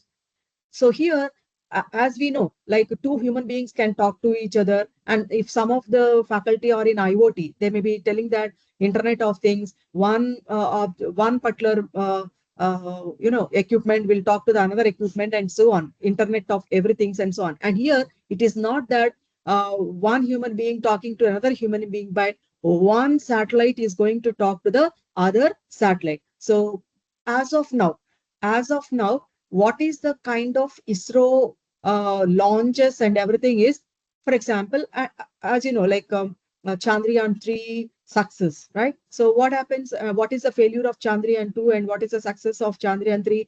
Every one of you might have gone through a number of stories and so on. And especially, I just want to talk about on Chandrayaan-3, where the rover has seen a particular scenario, and before it is taking the decision, it has to inform to the ground station saying that I'm going to land or I'm not going to land. So that decision has to be taken in the ground station, and the same thing has to be communicated back to the satellite. But satellite talking to the ground station taking the decision and informing it back to the satellite, it is going to take some kind of latency time. So instead of that, what is happening here is one satellite has to talk to the other satellite on a particular decision making. And here you can see like this is one satellite will speak to the other satellite. Something like, for example, I'm in a classroom. I'm just telling you some kind of example so that you can understand why this kind of project is given to us. And I must tell you happily that the prototype which we have developed has been tested at the various centers, and it has been approved by VSSC center, and it is you are going to see that in the future missions also. So it's something like I'm in a classroom and I want to see what the student at the last bench is going to do. But since I am on the dais, I may not clearly see what the student is doing at the last bench. But if I can appoint one more teacher at the last bench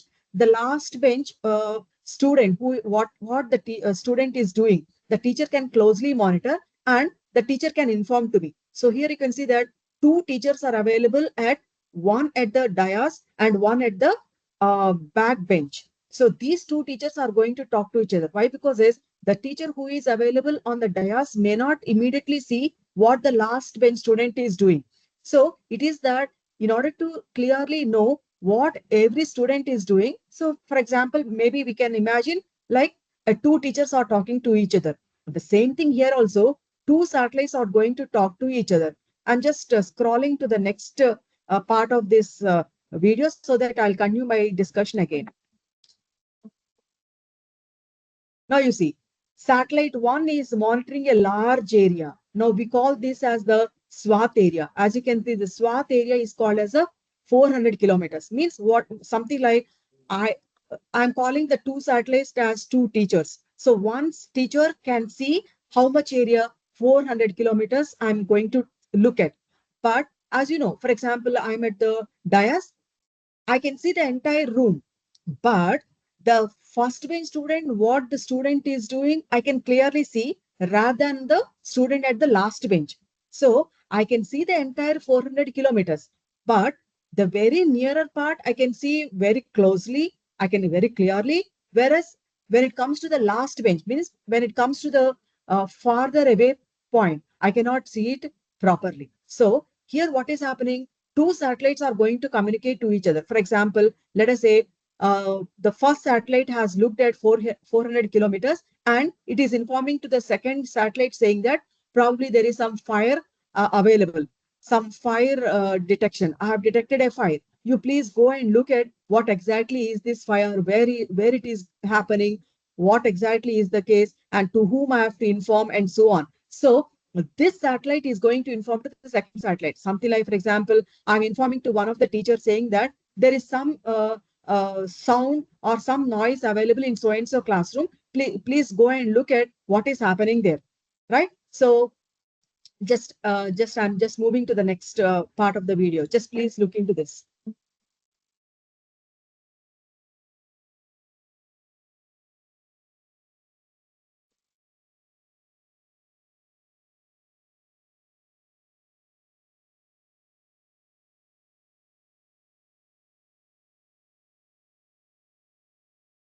Now you see, so satellite 1 has detected some suspicious activity. But what are the details of this suspicious activity? It is unable to understand. Why? Because it is looking at a larger area. In the larger area, it cannot identify what exactly are the details. So what satellite 1 is doing? Satellite 1 is going to inform to the satellite 2 saying that I have found out some suspicious activity. you please go and look at the details and you inform to the persons who are responsible for this.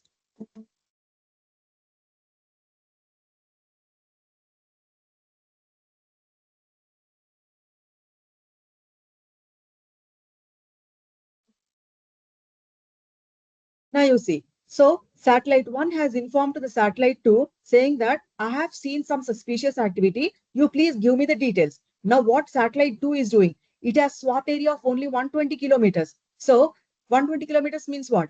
Very widely it can see, clearly it can see what exactly is happening. So you see the how satellite 1 is seeing at the fire. Not exactly, you cannot find anything here. But the same thing is informed to the satellite 2, and you see how the same image is being read by the satellite 2. Why? Here it is 420 kilometers is the swath area, whereas here the swath area is only the 120 kilometers. Means this can see more clearly than this particular satellite. So satellite 1 is talking to the satellite 2, and both are collaborating with each other to come on to a particular decision making. So as you can see here, there is no human being involved in finding out some kind of suspicious activity. Actually, ISRO in 2023, they called me and they said they have given me the same video and said that we are planning this type of a project for our future. So future, what you can say as a launch, and you please provide us some solution. So they have invited a number of academicians, and I'm one of the person who got this project among all the other people. So totally for this project, I got 30 lakhs. So as you can see, satellite 1 is talking to satellite 2, and satellite 2 is going to give the more details.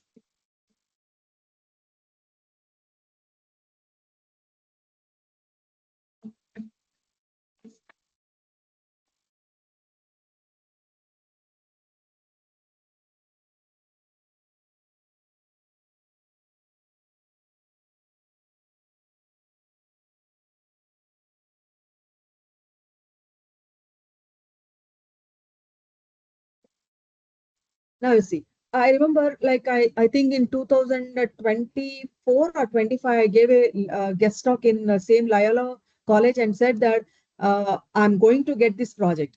I think in 23 or 24, I said I may not get this project. I may or may not be successful. So I think 2 3 years back, I told the same lecture in Loyola College.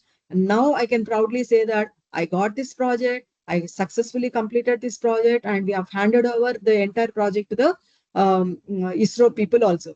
So here you may be thinking that fire detection is really a very small problem. Why you got 30 lakhs then?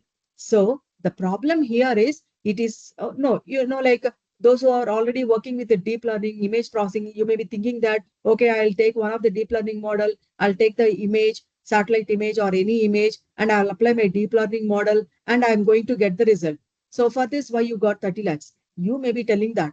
But the question here is the entire algorithm, whatever we have developed, it should not be executed on a CPU or on a GPU. Why? Because is your CPU, GPU can't be fit on a satellite, right? Why? Because the satellite weight itself is very has to be reduced, right?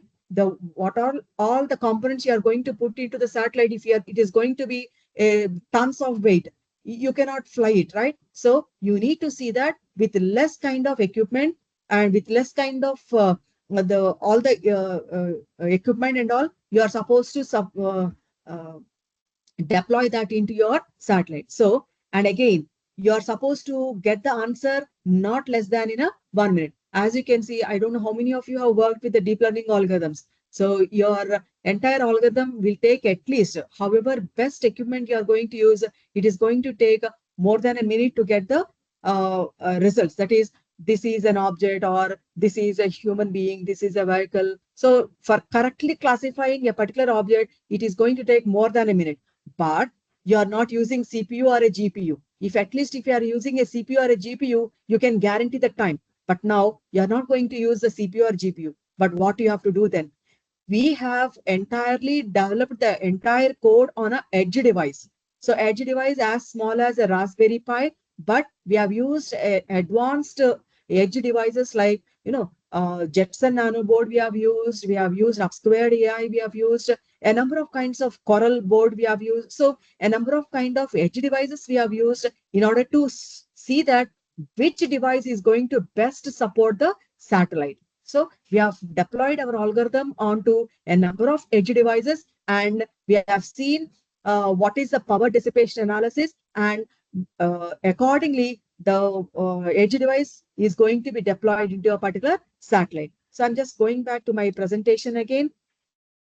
So as you can see now, development of edge computing framework, it is not just only a multi-object detection, but you are supposed to deploy the entire project onto the edge device, and this edge device should be available in a satellite processing. So for this, ISRO has given me nearly 30 lakhs, and we have completed the project with 11 publications. And I must thank the entire ISRO team, especially Advanced Data Research Processing Adrin team, for supporting the work and for making us to do the project. So this is the first project which I have completed, and one more is the same project. Again, as you can see, nearly 33 lakhs is given for me just to, this is one, and again another project, development of infrared camera based crowd video surveillance.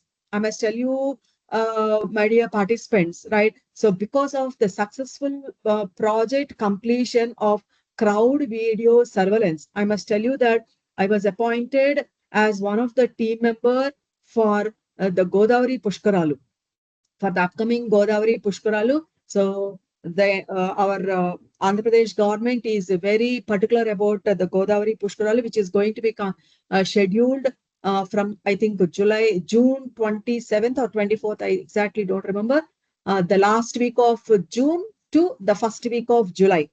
Because why AP government is more particular about this Godavari Pushkaralu is, as you know, in the last Godavari Pushkaralu, there are a number of stampedes, and there is a loss of human life also. So this time the government has taken it to be a prestigious project, and they have given to our university, VIT-AP University, and we team, we have already started the project, and 4,000 cameras are going to be established near the entire the Snanam Ghatta, we will be calling them, right? So near the entire the coast of the Godavari, 4,000 cameras are going to be set up, and we are supposed to find out the crowd video surveillance, means whether there is any crowd available near any ghat, and what is the normal crowd and what is the abnormal crowd, and whether any suspicious activity is going to be done or not. So we need to watch day and night 24/7. So because that I have completed successfully this particular project, I was involved in this project. We have already started, and we already tested with 100 cameras. And in this project, I just tested only with one camera. But now we started the project with initially with the 100 cameras, and that has to be scaled up to the 4,000 cameras. I must thank our VIT-AP University Vice Chancellor Sir for recognizing my work and for appointing me into this particular project. So this is again another project where I have completed development of this. Again, you may be thinking that video surveillance is very small project, but why 33 lakhs is given to this project? So you need to think about the crowd, not only the video surveillance from a camera, it can be from thermal camera, from infrared camera, from the drone camera, right? So again, this has to be installed in a satellite again. So these two projects are not individual, but they are combined projects. So where we have started at the same time and we have ended, but here we got only 4 publications as the outcome, and 2 more publications, prestigious SCI publications are in pipeline. We are just waiting for the comments from the editor and also from the reviewer. So these are the 2 prestigious projects from the ISRO. And again, here you can see, like, I'm just, my dear participants, I'm just telling you what are the ways that you can get the fund from the government of India. And what are the various titles, that is, which projects are going to give you the fund. Again, from IIT Kharagpur, this is from DST. So from IIT Kharagpur, we got some 24 lakhs as the project, and we have completed this, not just only with the publications, but we have filed a patent also. Now you can understand what is the importance of this project. This is a EZ region. Now, what is that EZ region is economically zones. So India is fortunate enough to get a very vast coastal area. And again, we got a very good EZ, economical zones. So what is the project here is you need to as we all know, like power can be generated not only by means of a coal, by means of a solar energy, but future is because of this wind energy. So we can generate power from the wind, that is waves. From waves also we can generate the power. Now, being a computer science student or computer science person, you may be thinking that why I am involved in a electrical project. So my project is not just to tell that or to produce the wave or to produce the electricity. My project is to say the significant positions. For example, um, along in the depth of the ocean, you may get a very good power, but you cannot deploy the entire equipment in the very depth of the particular ocean and say that, okay, you generate the power. No, you have to say that optimal positions. This is the optimal position. This is the potential point where you can get the power.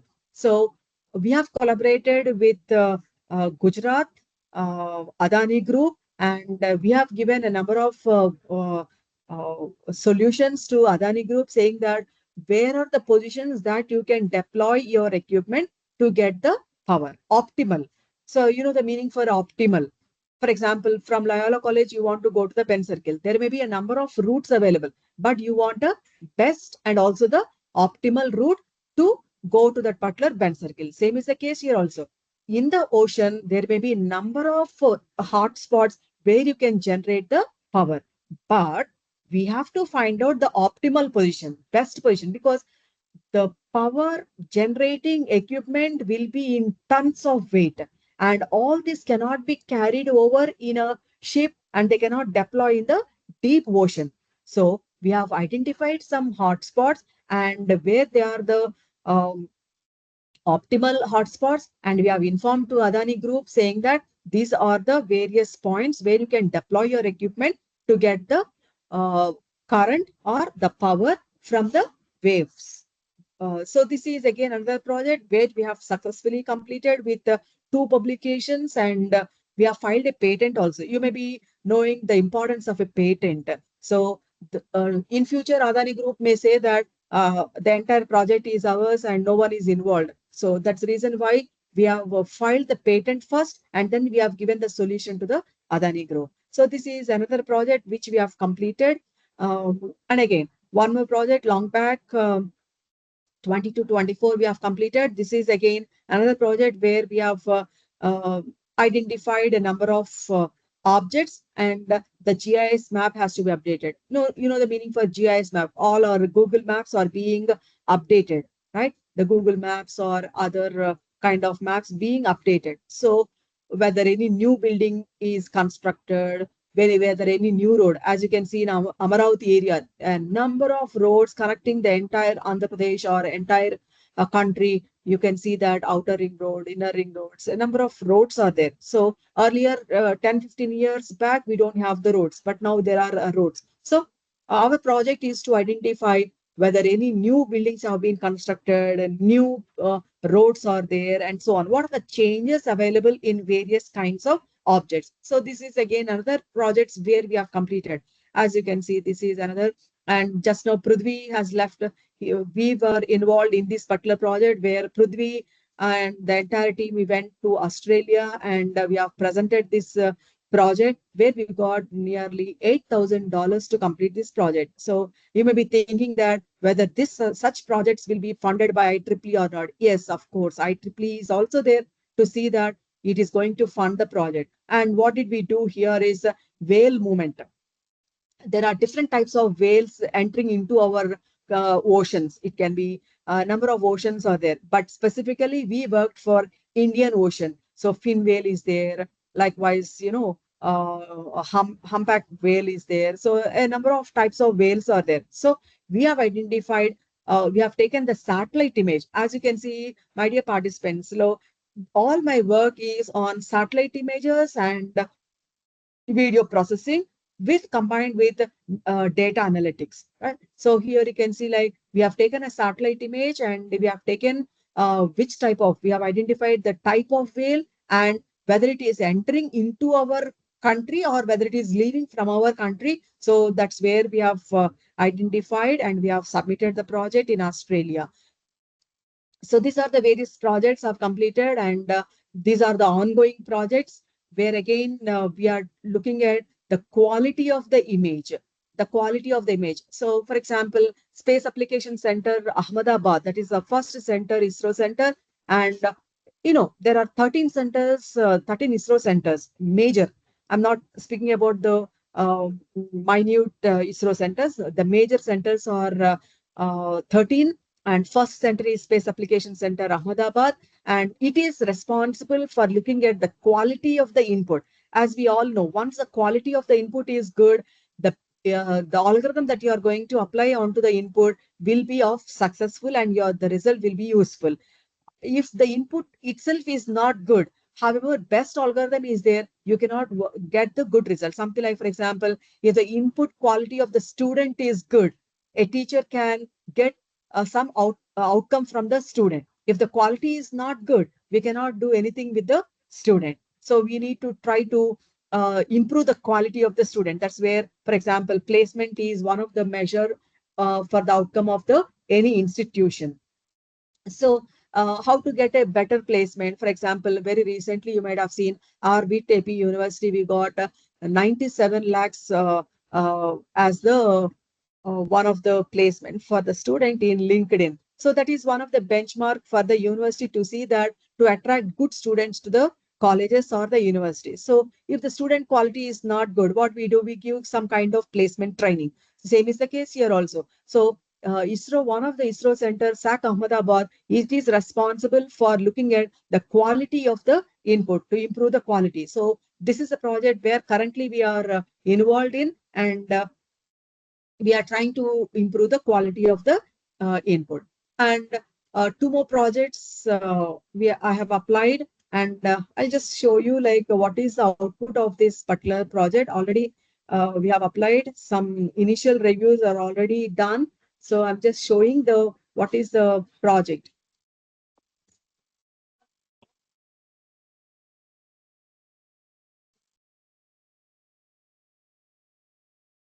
Now you may be thinking that what is this? So these are all the various drones. We call this as a drone constellation. This is again asked by the ISRO again. So a number of drones are there, and it's not that a drone will speak to the ground station, but one drone is speaking to the other drone. And you can see where the drones are being flying. They are flying in a deep forest. So we can just imagine each drone as one cop, one police, or one um, um, a police or a cop or something like that. So what happens? Our police or other people will be available at the country borders, right? So they will be watching the country borders. If there any suspicious activity is there, they have to inform to the army commanders and so on. So, but there are some places where our army people cannot go. So at that time, we can take the help of the drone, and something like a number of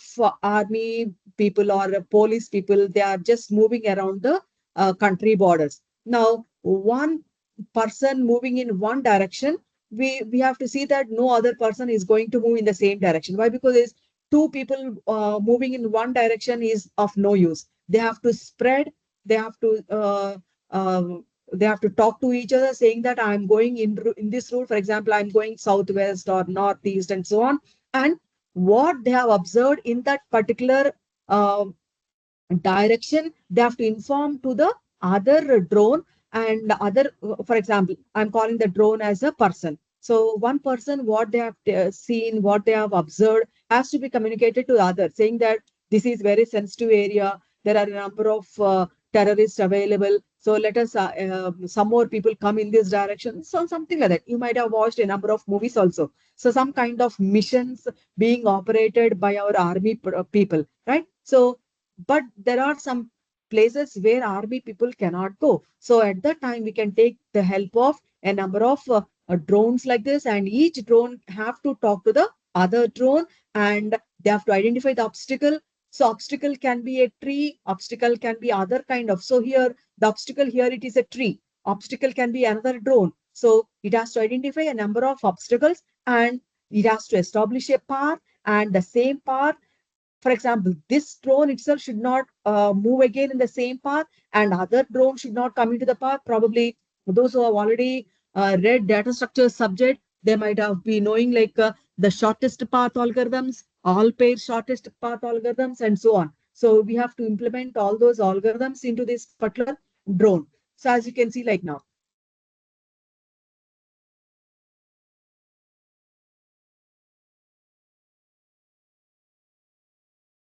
So they are flying over a particular area, and they are communicating with each other. And not only that, they are communicating with each other, they are going to give some kind of observations to the ground station also. For example, one drone may say that I have seen a particular suspicious activity, some suspicious object available at so and so geolocation. At this lat longitude, I found this particular object, and that kind of information not only sending to the other drones but also to the ground station. So this is again another project which I have submitted, and two reviews are completed. So probably if everything goes well, by this year end I may get this project. So this is one particular project, and one more project which I have applied.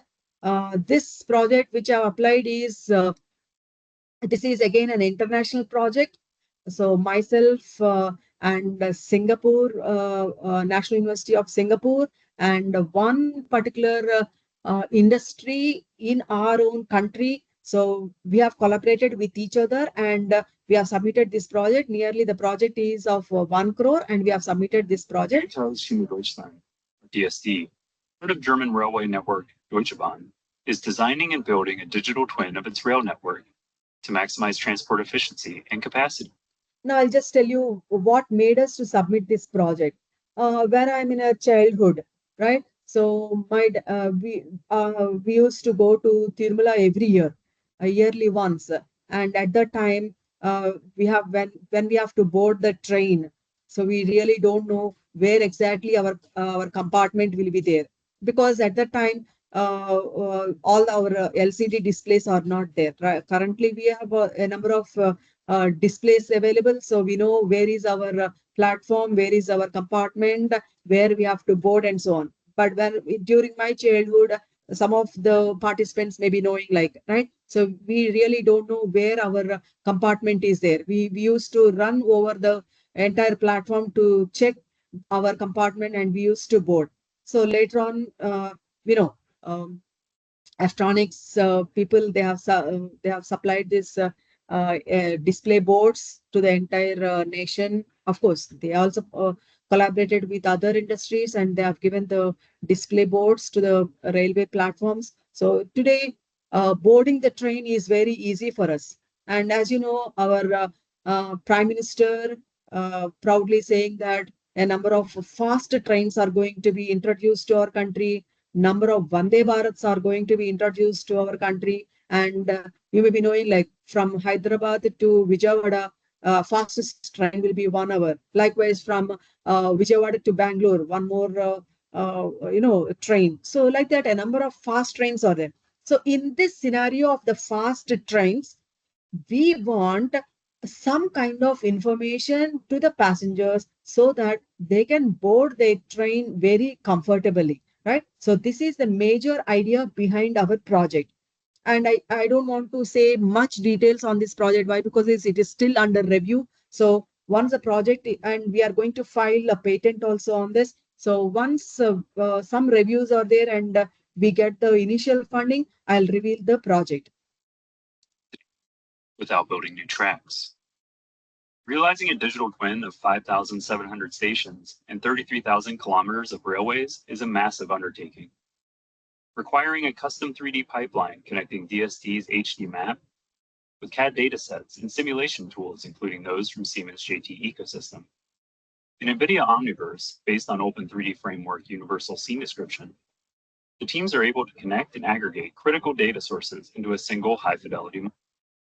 So I'm not just giving much details on this project, but we are going to use, as you can see, AI-powered digital twin-based virtual display board. So nowhere in future you may see the digital boards, well, that is display boards. They are all virtual, right? So we are using this. We are planning this project, right? So with the help of the digital twin, means we are simulating the environment of a railway platform and virtual display boards where some information will be given to the passenger so that they can board the train, right? So this is again another project, and for sure this project will be sanctioned by this year end, and we are just trying to get this. Why? Because this is an international project. Some professors from Singapore and also from our own country, one industry from Bangalore, myself, we are trying to get this project, one of the prestigious project. And of course, there are other people also. They are really trying hard to get this project. So we don't know how far I'll be successful to get this project. So these are the few projects which I have submitted. And why I'm showing you this slide is, I don't know how many of you know this news. Long way back, something like a few months back, NRSC, that is National Remote Sensing Center, has got MOU with Hydra. And you know what is Hydra in Hyderabad? Creating a number of, uh, what you can say as some terror, I can say like a word. So it is creating some terror in some people mind where they have gone for the uh, uh, illegal kind of establishments, right? So why I'm showing you this particular slide is where this project, as you can see, this is one of the project which we have did for NRSC. So when we have developed this project, we really don't know where this project will be used. But this project is rightly now they have been used by NRSC to help the Hydra to find out the encroachments. But when I'm developing this project, I really don't know that NRSC will collaborate with the Hydra and they will go with the demolishing the encroachments. So here, as already I told you, like um, the project is about finding out the change detection of, for example, you know, the Musi Nadi, right? So 10-15 years back, what is the Musi Nadi, and now what is the Musi Nadi, whether any kind of, whether any encroachments are there, illegal buildings are there. So something like that. So I just don't want to say much about why, because there's while developing this project, I really don't know that NRSC will collaborate with Hydra. And what Hydra is doing now is they are finding out the illegal constructions into the, and finding whether any person has encroached, right, new building, right? So whether the building is correct or not, whether they have occupied the government site and so on. And even now the NRSC is using this project to find out, for example, when natural calamities like, flood occurs, some people will come and say that my house will be there here, and because of the flood, my house is not there. It is gone with the wind. And what government has to do, they will come and put an inquiry saying that whether really this house is there in this particular place or not. And they will inquire a number of people saying that whether really this house is there or not.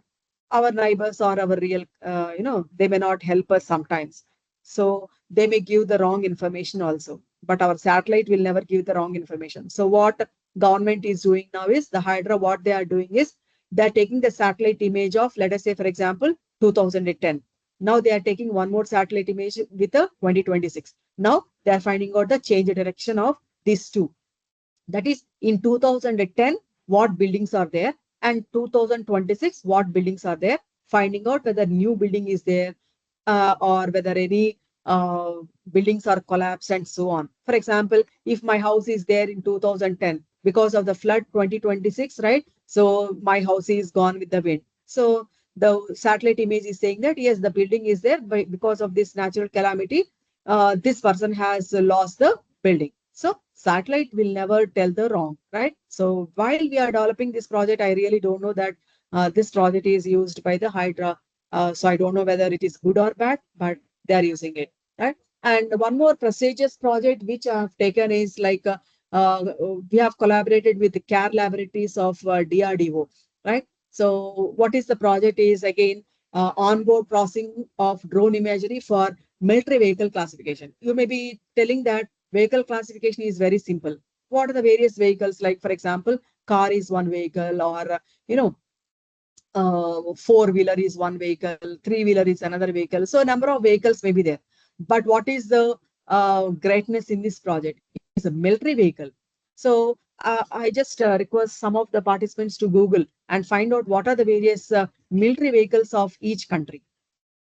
Hardly you can find some vehicles, especially when it comes to the other countries, as for US or UK or other countries, one or two vehicles you'll find. But especially for our country, you may not find a good number of military vehicles. Then how can I classify? So DRDO asked us to do this project. So onboard, again, this is not just only looking at executing a project on a CPU or a GPU, but onboard means edge device. We need to board this particular, we have to deploy our entire project on an edge device, and that edge device should classify the military vehicles. And this project we have completed in 2022 with a patent published, right? So as you can see that we have used our project during the Ukraine war. As you can see, this is one of the military vehicle, and we have classified this military vehicle. We have given the lat longitude also, and this we have given as the output on a telegram. Means a number of decision makers may be there, like they may see the mail or SMS. So we have published this message in a telegram. So this is one of the patent which we have filed, and as you can see in 2022 we have filed this patent. Even still it is under the secrecy discretion. Many people will have a thought that design patent just like that in 1 week it will be granted, but even after 4 years we still it is under the discretionary control of the DRDO only. DRDO has not given a permission to file this particular design patent for us. So this is the research area, a number of projects. So I just want to share you various satellites that you can use. For example, you can use some satellite images being given by our own country or by other countries. For example, ISRO ResourceSat 2A with a resolution of 5.8 you can use, or other satellites, Sentinel-2A, which is given by European space agencies, you can use. So a number of satellite images you can use. So for a different problem definition, different satellite images you need to use. For example, for buildings, roads, water bodies, we have used Cartosat 3.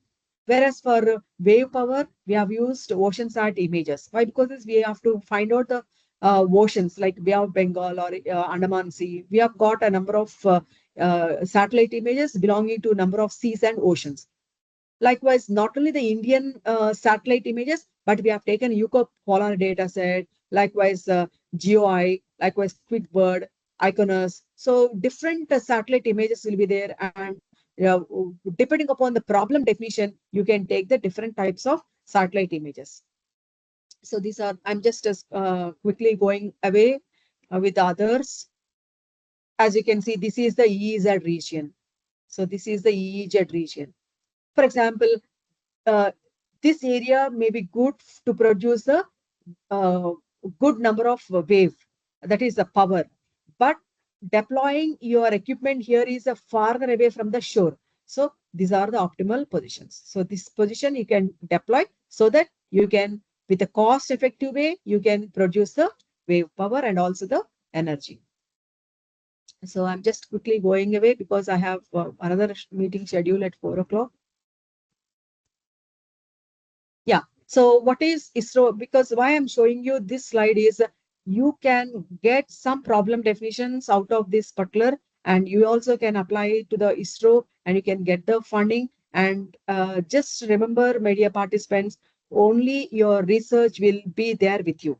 You cannot claim that I've taught 10 subjects, 20 subjects. No, only your research will be there, will create strength to your profile. So what ISRO is going to do in the next future?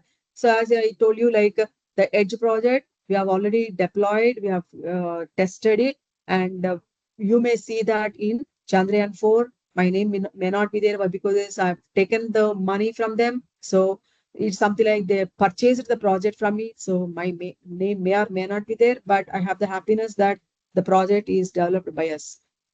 So I just want to show you like how our ISRO will be in 2047.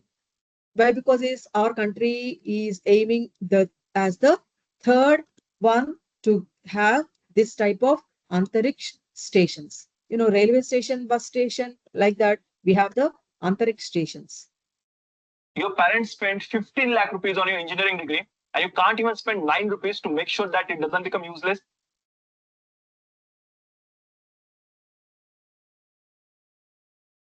So this is the Antariksha stations, which our country is planning for 2047.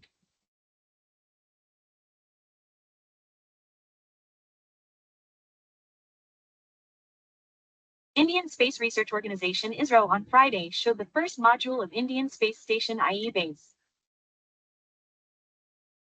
The module of Indian Space Station was displayed in India Pavilion, Delhi.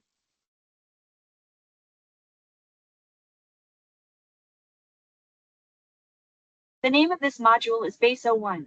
ISRO is planning to launch this first module of Indian Space Station into space by 2028.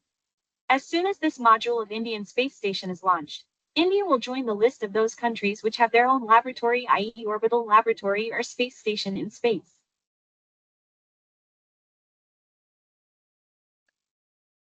Currently, there are only 2 orbital labs in space. The first is So our country is again going in that direction where we can establish our own Antariksh station, just like railway station, bus station. We will have our own Antariksh station. And I'll show you one more mission of our country. All this is the plan for 2047.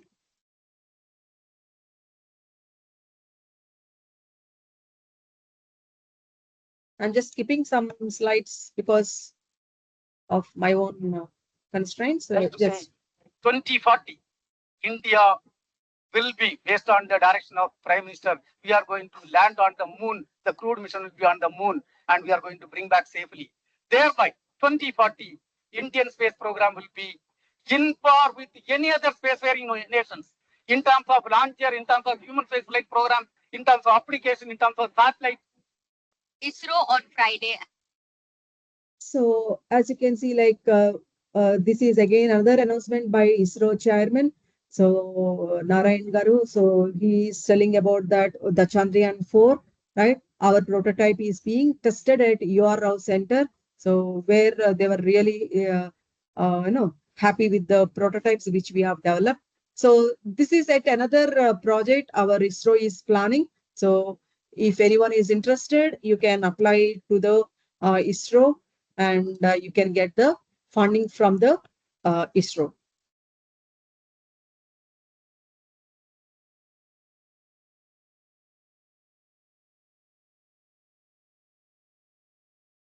This is the humanoid they are planning. So as you know, like human beings are not willing to go for the space station testing. As you know, like no, there is no information regarding Sunita Williams. We really don't know. There are no posts from Sunita Williams.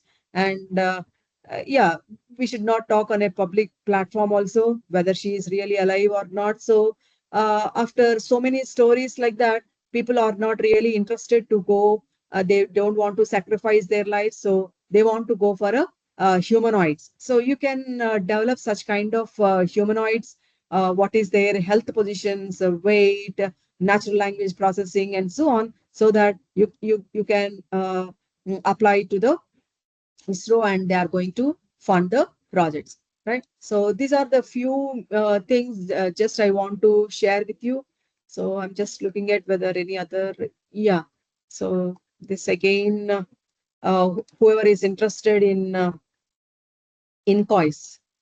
So National Oceanographic Institute, Hyderabad, Trivandrum, and Goa. There are a number of oceanographic centers are there.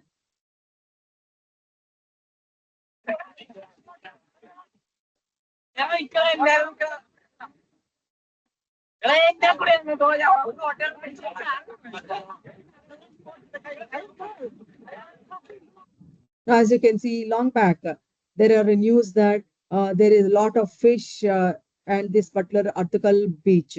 What is the reason behind that? Some people said that the world is going to end. That's why every creature is coming back to the, onto the land and so on. But we have taken the images with the help of the INCOIS, and INCOIS is at Hyderabad, and I know some scientists there, and we have just analyzed this particular.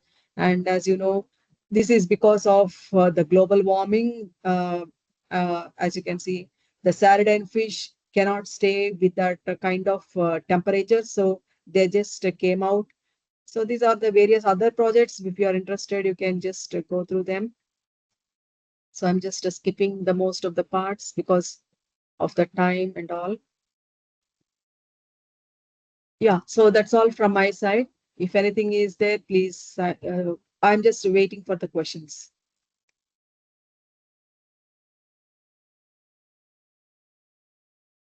Yeah, that's all from my side.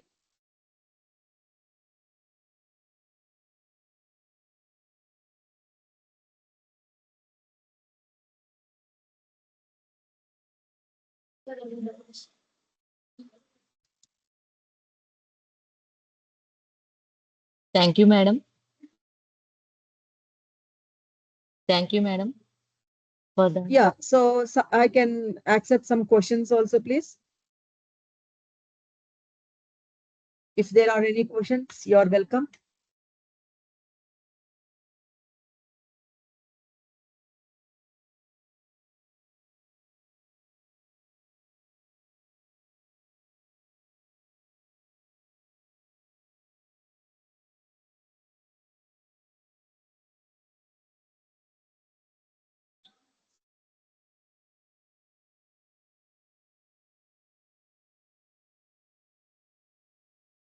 Yeah, if there are no questions, we can leave, no problem. But you are welcome to collaborate in my future projects so that we can do it, and we can, publish papers and patents and so on.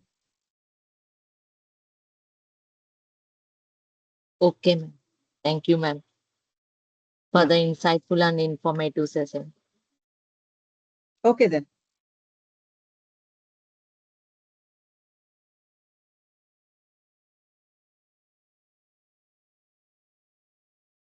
On behalf of the organizing committee and all participants, I express our sincere gratitude to Dr. S. Vasavi madam and Mr. Prudhvi Narayana sir for sharing their valuable knowledge and expertise. I also thank all the participants for their active involvement and enthusiastic participation throughout today's session. And dear participants, 80% attendance is compulsory to get the certificate. Tomorrow, we would look forward to another insightful session by Dr. B. Venkatramana, HOD CSC, IIIT Vasavi. Thank you all for your participation. Have a pleasant evening.